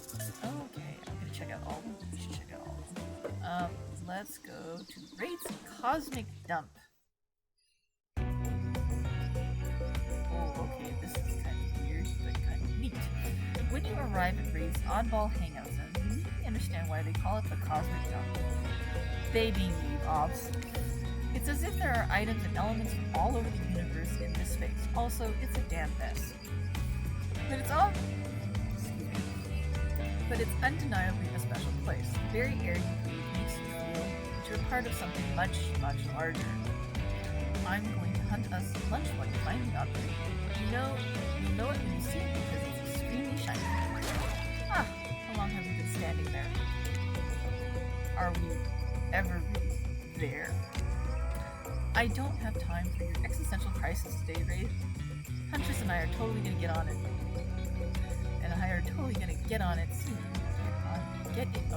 Totally gonna get it on soon. I think. I hope.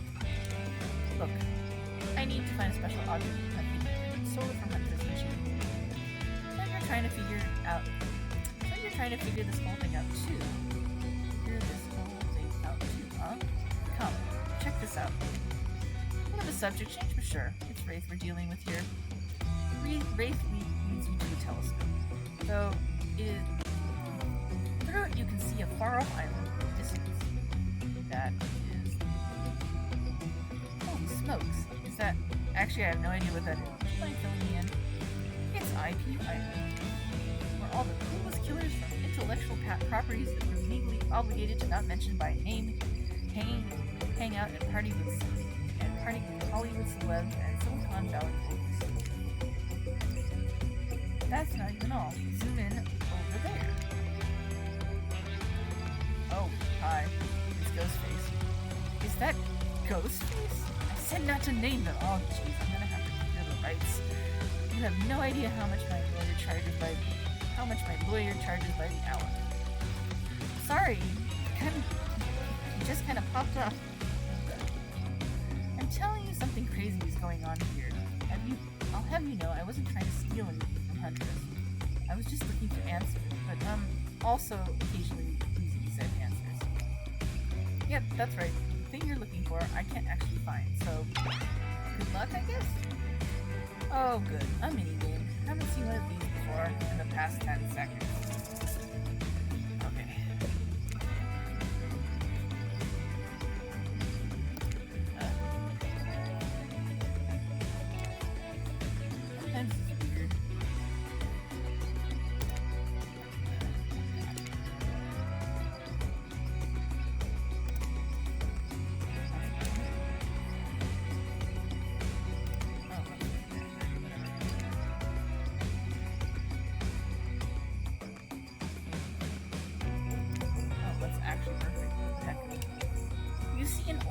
Glasses on the ground and quickly grabbed them. You found it. So shiny. I knew I could count on you, Draft. And that's saying something because I literally never learned to count via any traditional system of numbers. Let's get out of here. These kind of look like Blake's glasses, but it's hard to believe that these old glasses really mean anything special. But a lady like Huntress deserves what she wants. Whatever she wants. Spend a moment imagining Huntress with glasses. Would she wear them over the mask or under? Hey, that's not just some junk. Those are my reading glasses. I just subscribed to highlights. Save that for a moment.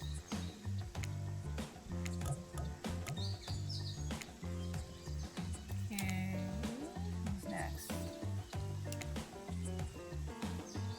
As for Raid's hangout, it's already up. You can avoid going to pick your distance. Which one lighthouse? This place is spooky as heck. Wasn't the beach sunny and beautiful just a moment ago? Beautiful just a moment ago. So you're telling me that your precious shiny thing is up there? It's pretty great, right? Finally, a good chance to activate these quads. You don't get legs like this from standing still.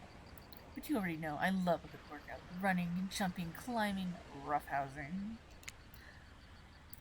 Gulp. Get that damn shiny thing before your immeasurable horniness melts your brain and it runs out of your ears already. Runs down out of your ears already. Yeah, I called it out. It's obvious to everyone. Just own it. So, shall we? Outside the lighthouse, it's so dark you can barely see the step in front of you, but that's okay, because you've got about 100 stairs to practice getting the hang of this in the dark. However, something about this gloomy place is really wearing you out and messing with your otherwise happy world. You can practically feel your mood going down, down, down as you climb up, higher into the lighthouse before you finally arrive at the top. Spirits, you're looking pretty pleased with yourself. Yeah, I'm getting the hang of this whole being dead thing. Did you totally get sadder the closer you get to the top of the tower? That was me, baby. I've got to share the wealth, and by wealth I mean unending despair. You're probably here for one of your precious shiny things that I've stolen. Good luck finding it. I'll be over here reading. Let's find this shiny thing. Anything to brighten the mood in here. Don't miss the treasure. Miss the treasure. Not a treasure miss.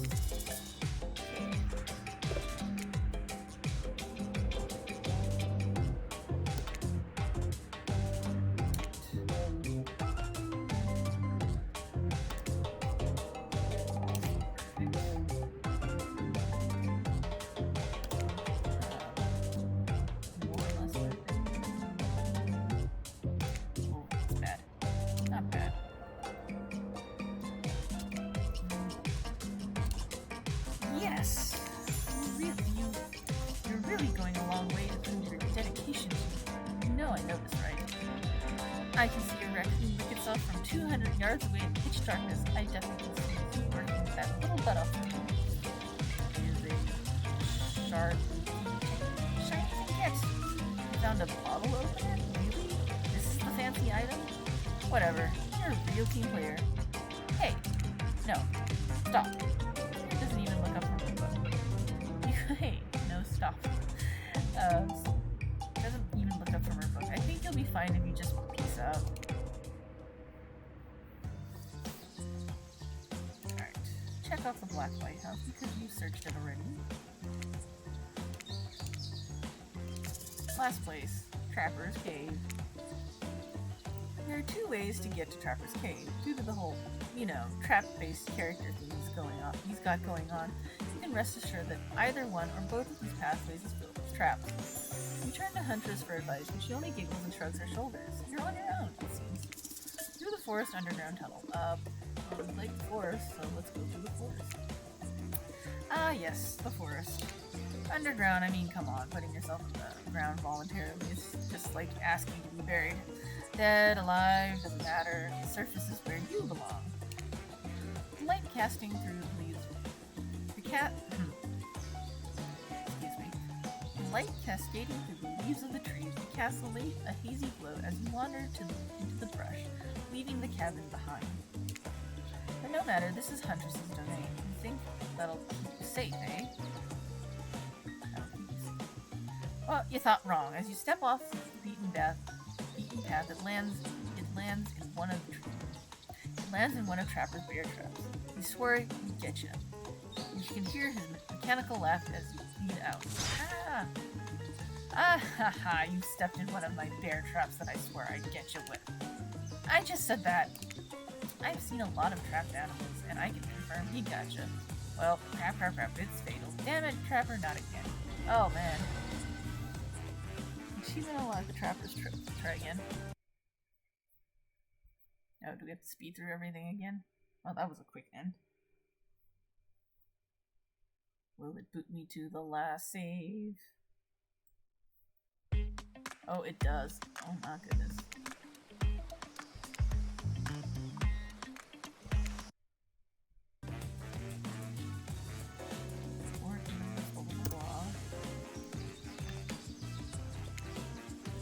Oh man. Alright, we'll have to speed through then.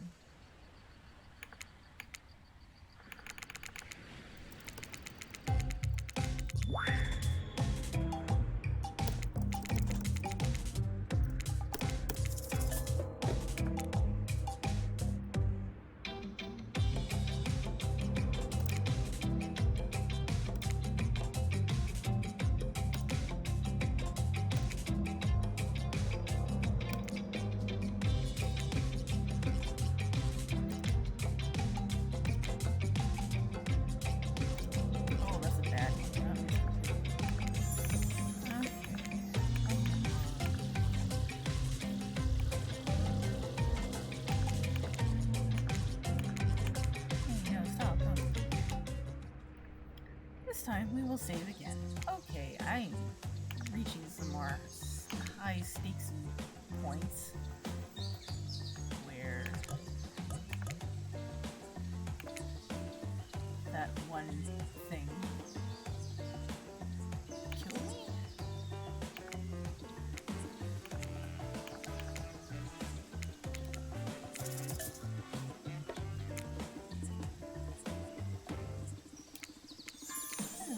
Okay, that was actually. Let's try this one. Okay, underground house sounds secretive.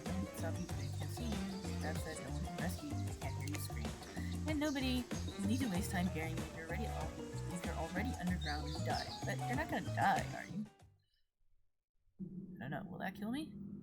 Surely a dimly lit tunnel like this must be rife with traps. However, you manage to make your way along, distinctly uncaught by any traps, rusty, bare, or otherwise. I got this. You're doing great. You're not at all afraid? Who, me?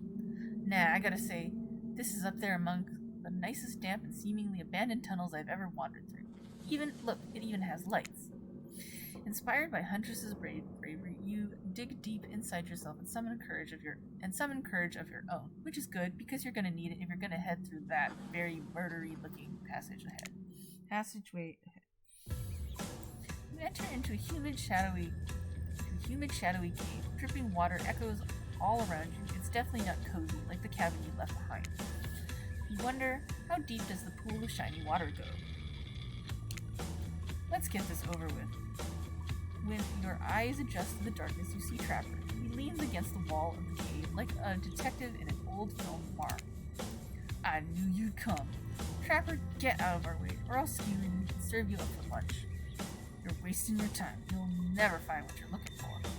Unless what you're looking for is a minigame. What? A minigame? How unexpected. How playful. How about you play it right now? Find Huntress's lost shiny thing. Peel them eyes. You're on the hunt now. Okay. More games. Perfect.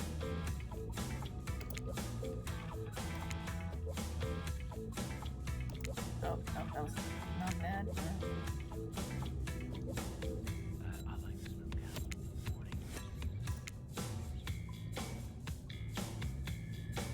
Oh, that's bad. Ah, you did it. You found my lost shiny object. I'm so grateful I could kiss you right now.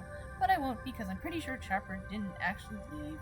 And he's over there in the shadow watching us. Later, Trapper, you thieving little perv. Hey, that's not fair. I'm huge. Come on, Raph, let's hurry to the next place. It is a pen. Oh, okay. We found Huntress's shiny thing, and, well, it's just a regular old pen, but we don't need to point it out. He's happy.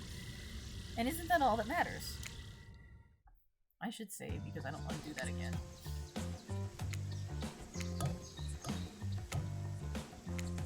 Phew, that was fun and scary. Good to see the other killers are taking their heartbreak in stride, more or less.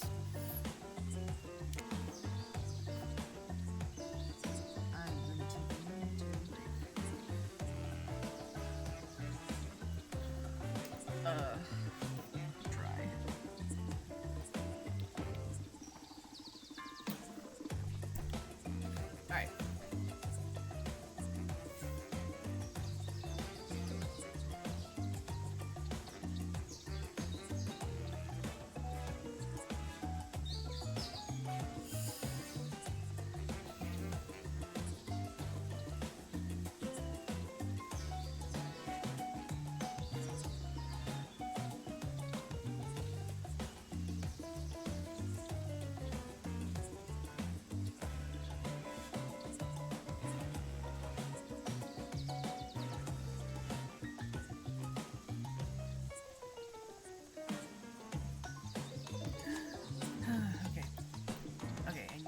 nice tour of some of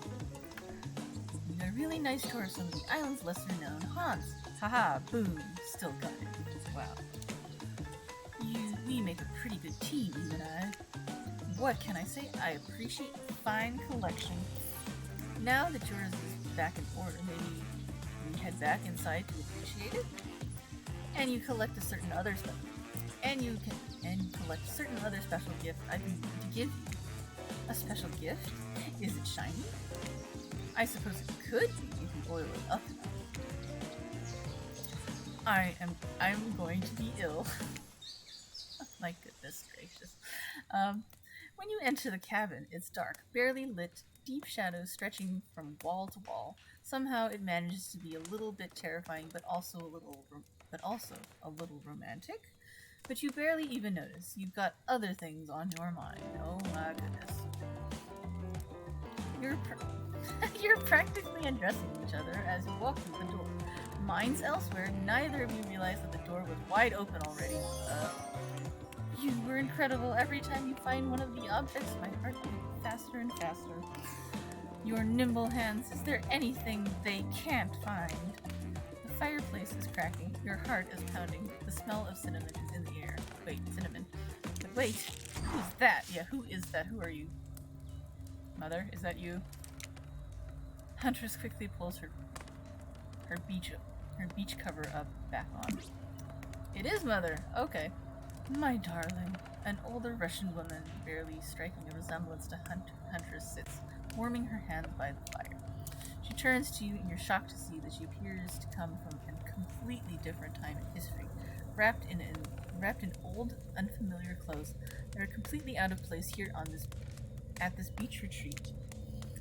Without thinking, you blurt out, "Ah, a ghost! I can't pronounce that word because that's definitely not English. Who is this? What an honor." I'm just gonna say this, but I can't pronounce it. Who is this?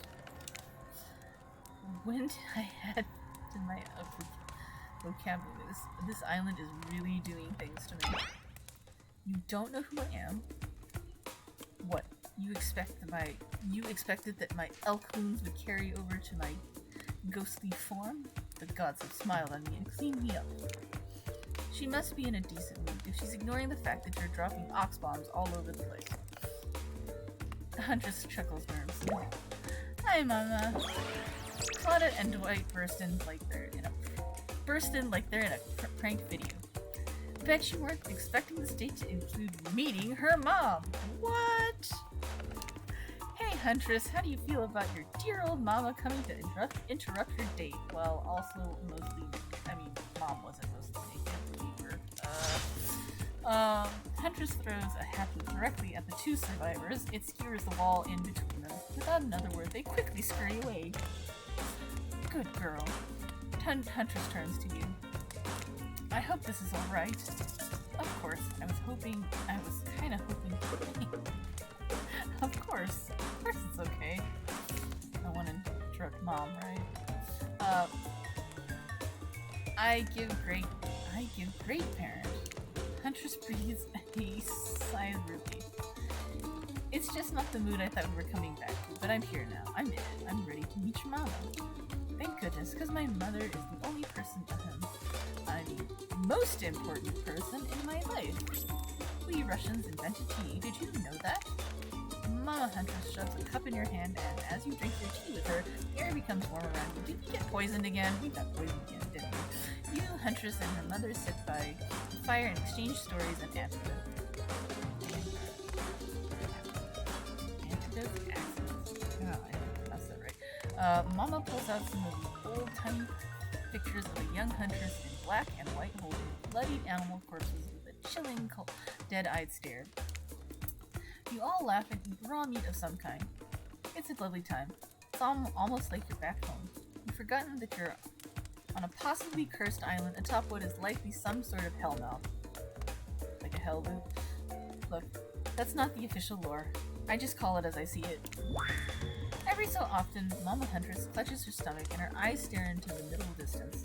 She mutters some sound as if reliving the moment she was skewered by an elk. It's very grim. I like you. Thank you for indulging me in my tea and stories. So tell me, what are your intentions with my... I assume that's daughter, but okay. Oh, Bunny. That means Bunny. But you guessed that already, didn't you? No. Or by now you've got your translator app ready. To keep her safe, to start a family together, to take it slow. Keep her safe. To love and protect her, your mother, Miss Huntress. You think my Anna needs protecting? Have you seen her eyes? She could crush you. And I wish you would. She wouldn't have to hunt anyone, though. No, not at all. No, I don't think she needs protecting at all. To be honest, I'm just nervous and I thought that was the right thing to say. But nothing is normal with your daughter. I appreciate your honesty. We women of the woods can be both hardy and a tad intimidating. My time on this plane is coming to an end. The weird magic from that ghost girl black lighthouse won't keep me here for long. I don't want to get into the logic of this, but yeah, the black lighthouse can bring ghosts back to life. If you're still here, you're willing to believe it. If you're still here, you're willing to believe anything, but it was Spirit who brought you back? I'll have to thank her. Oh, Huntress's mama begins to fade. Huntress cries. You can picture her at 6 years old, lying over her mother's dead body. Anna, honey, really, this foolish character. It's your life, I guess. But honestly, I'd rather you just be alone. Huntress takes her mom's opinion very seriously. Is she looking at you differently now?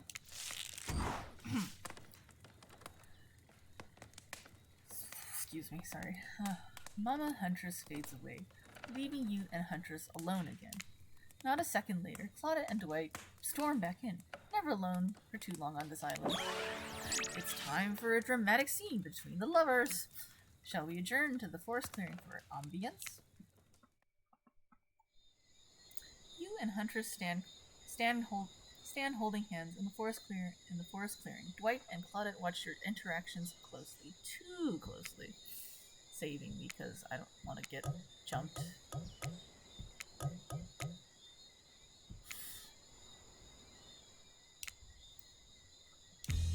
Hey, I really enjoyed hanging out with you. I think it's time. Time for what? Time for okay, I'm ready for this. Time for you to call me. You don't like my mother. Will you call me Amma? Oh, that. Yes, of course. I think Anna is a beautiful name, and you are a beautiful person, Anna. Wrath, do you know what I'd like to do right now? With you, beneath the moonlight? Okay. I'm feeling closer to you than I ever have before, and there's nothing I'd rather do right now than... She averts her eyes. Does she mean what she thinks she means? Nope, she's looking right at Dwight and Claudette. Are we gonna kill them? We're totally gonna kill them, right? Chop up these two fools with you! What? No way. Sure. Oh my. I'm sorry, Claudette and Dwight. Absolutely. My hatchet is as sharp as my love for you. Let's get bloody. What a gruesome scene as you and the Huntress go to town on these innocent survivors who just wanted to help you guys out. Oops. You were being forced to help. Ooh, can't hear you, hun. On account of the congealing blood in your mouth. Once you've made quite a mess of the survivors, you and Huntress look at each other with manic eyes. Shall we return to the cabin? I'd love to get you out of that beachwear and into something less there. Thought you'd never ask. Right. Once inside the cabin, Huntress strips off her kaftan, revealing every curve of her muscled bod. You follow her lead, disrobing the first time since waking up here on the island. Yeah, you've been sleeping in your clothes. No judgment, it's a strange new place. You kiss, and yes, if you were wondering, it looks like she's gonna keep that bunny mask on for the sexy time. Okay. This is the part where I skedaddle. Decapitation? Sure. Tiger mauling's lovely. Love it. Dudes crushing each other in car crushers? Gotta have it. Hanky panky? I can't handle it. I'll leave you horny kids to it. Je suis un amour. C'est beau. C'est beau? I'm pretty sure I didn't pronounce that right either.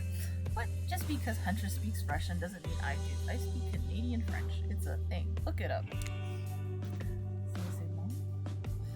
Am I nervously running my mouth now just to give you two time alone in the dark? Maybe. Stop me if you've heard this one. A hillbilly, a doctor, and a clown walk into a bar. Fine, we'll get back to it. Host doing it, you and a Huntress lie together, warmth with a fire. Everything is so perfect. You imagine Mama Huntress smiling down at you from beyond. You realize it's pretty gross to imagine her having just watched all of that, and you try to stop thinking about it. That was incredible. You're telling me. The door to the cabin creaks open. You cover yourself with a blanket. Oh god, a severed arm claws its way through the doorway, leaving a trail of blood in its wake.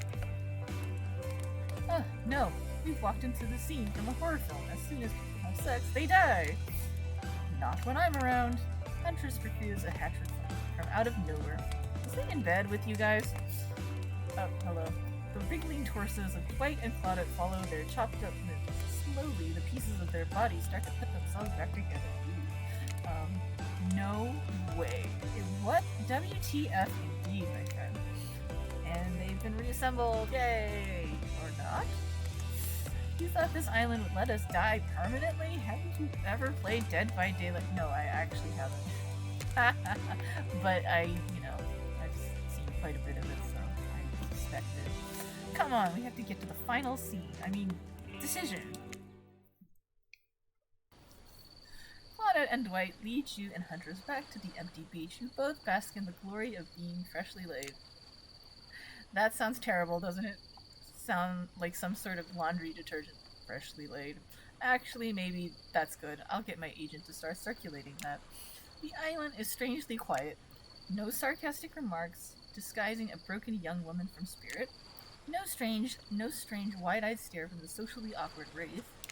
And no threats of imminent violence from Trapper. Even Claudette and Dwight are tight-lipped.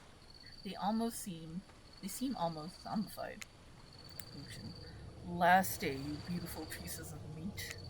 You've done so well. We're almost at the finish line. You didn't think I brought you all this way without a plan, did you? What kind of sinister body of salt water do you think I am? It's bubbling. A whoosh of dark energy surrounds you and disappears as quickly as it came. Suspicious. The island noises begin to return. Oh, hang on. Ooh, excuse me. Birds chirp in their trees, the grass rustles in the light breeze, and oh, look! The other killers are all here at the fire pit to watch the final ceremony. I can't wait any longer. The pomp and circumstance is agonizing. You're telling me. Stick to the script, Claudette. Okay, so, Huntress, how do you feel about the newcomer? Are they everything your murderous little heart has ever longed for?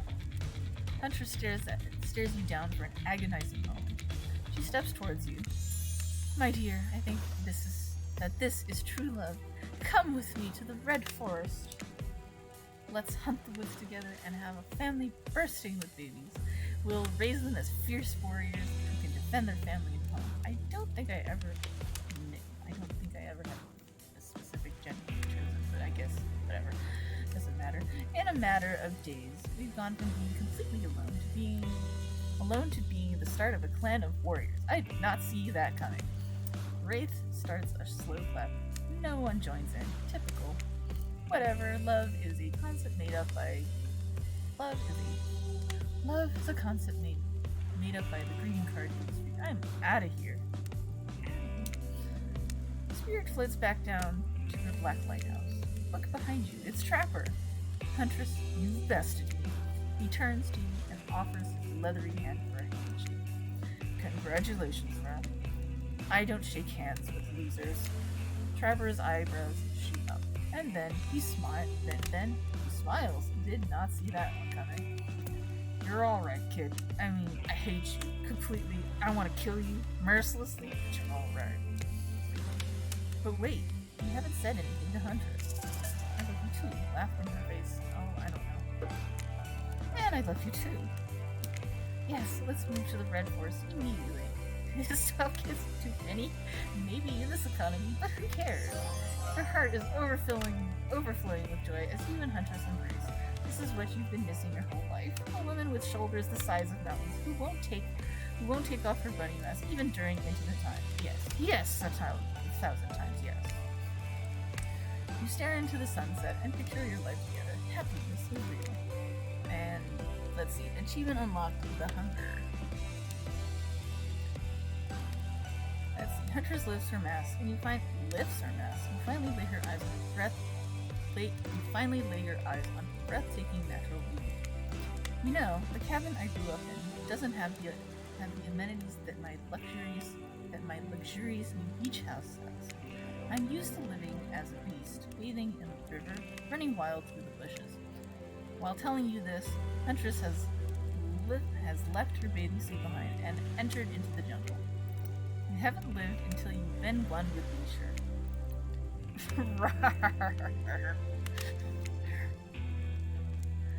Rawr.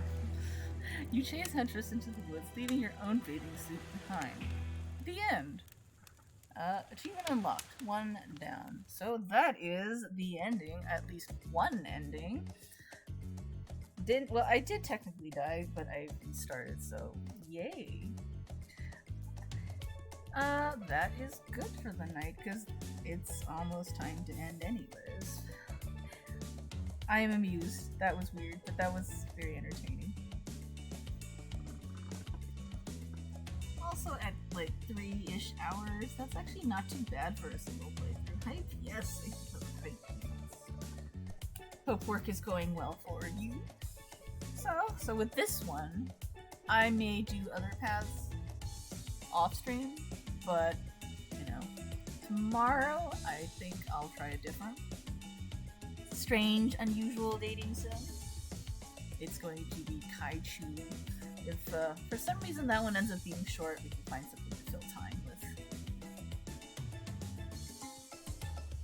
But as usual, I like to sit through the credits, and I think it's a good time to look up anyone to raid too. Sorry for not being active. Work is being written, so I'll have to watch the parts I missed. Oh yes, of course. That's what VODs are for, right? Perfect way to review things. Did you enjoy this game? Actually, I did. It was very amusing. I'm very entertained for someone who's never played the original Dead by Daylight game. I'm curious enough that I will read the backstories of all of these characters, but the game itself, not quite what I would say as, quote, my kind of game, but it's worth at least reading some time to read. But I do enjoy this enough that I'm willing to play this again. Yeah, so yeah, it's fun. I like it. I was not expecting. I don't know. I think because it's a kind of like a spin-off-y thing, I wasn't expecting it to be like good, but I think it's actually kind of good.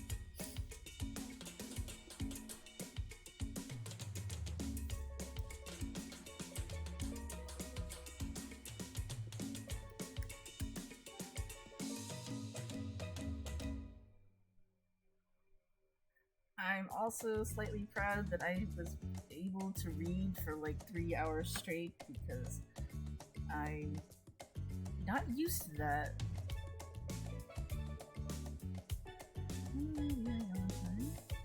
Got quite a few actually.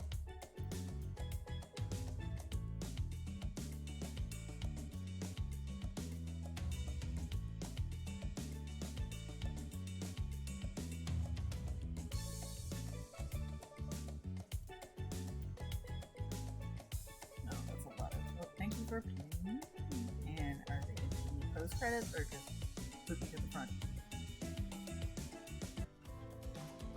Oh, yeah. Alright. Let's go for. Let's see. How about.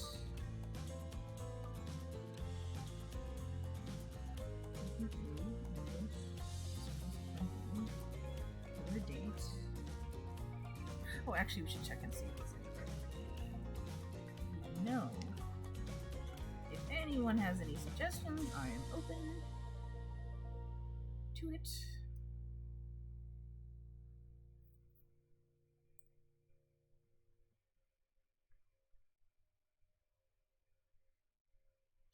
Oh, I see Mackie's on.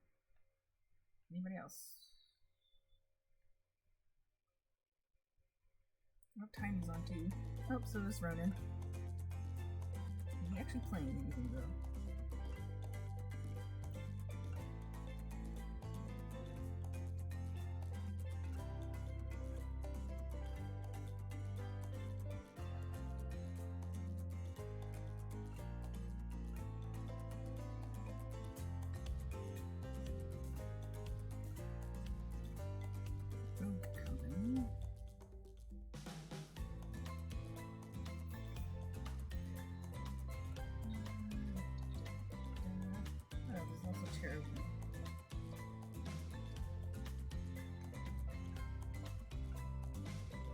Salka, do you have a preference of who to visit?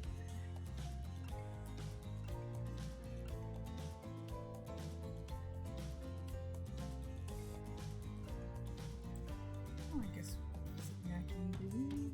I haven't been to Mackie for a while.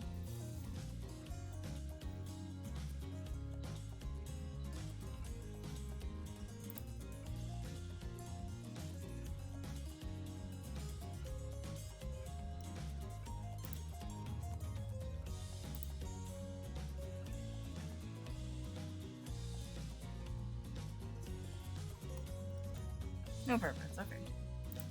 I think it's been a while since we've visited Mackie, so we'll visit her. Alright, region 1. Mackie.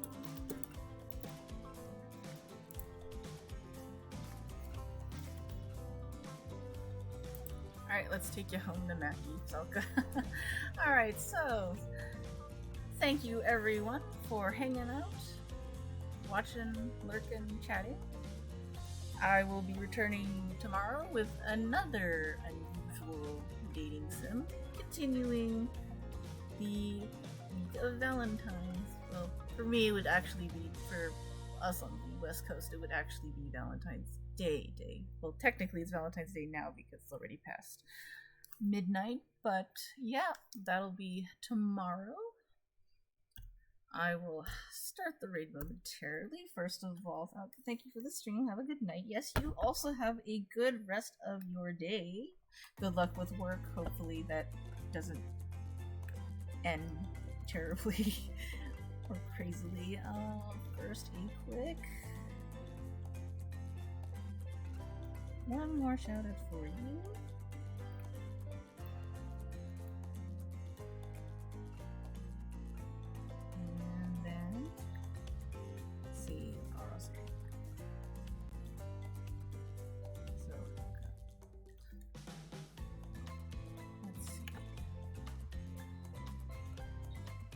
Quick thank you to Skull1 again for the raid.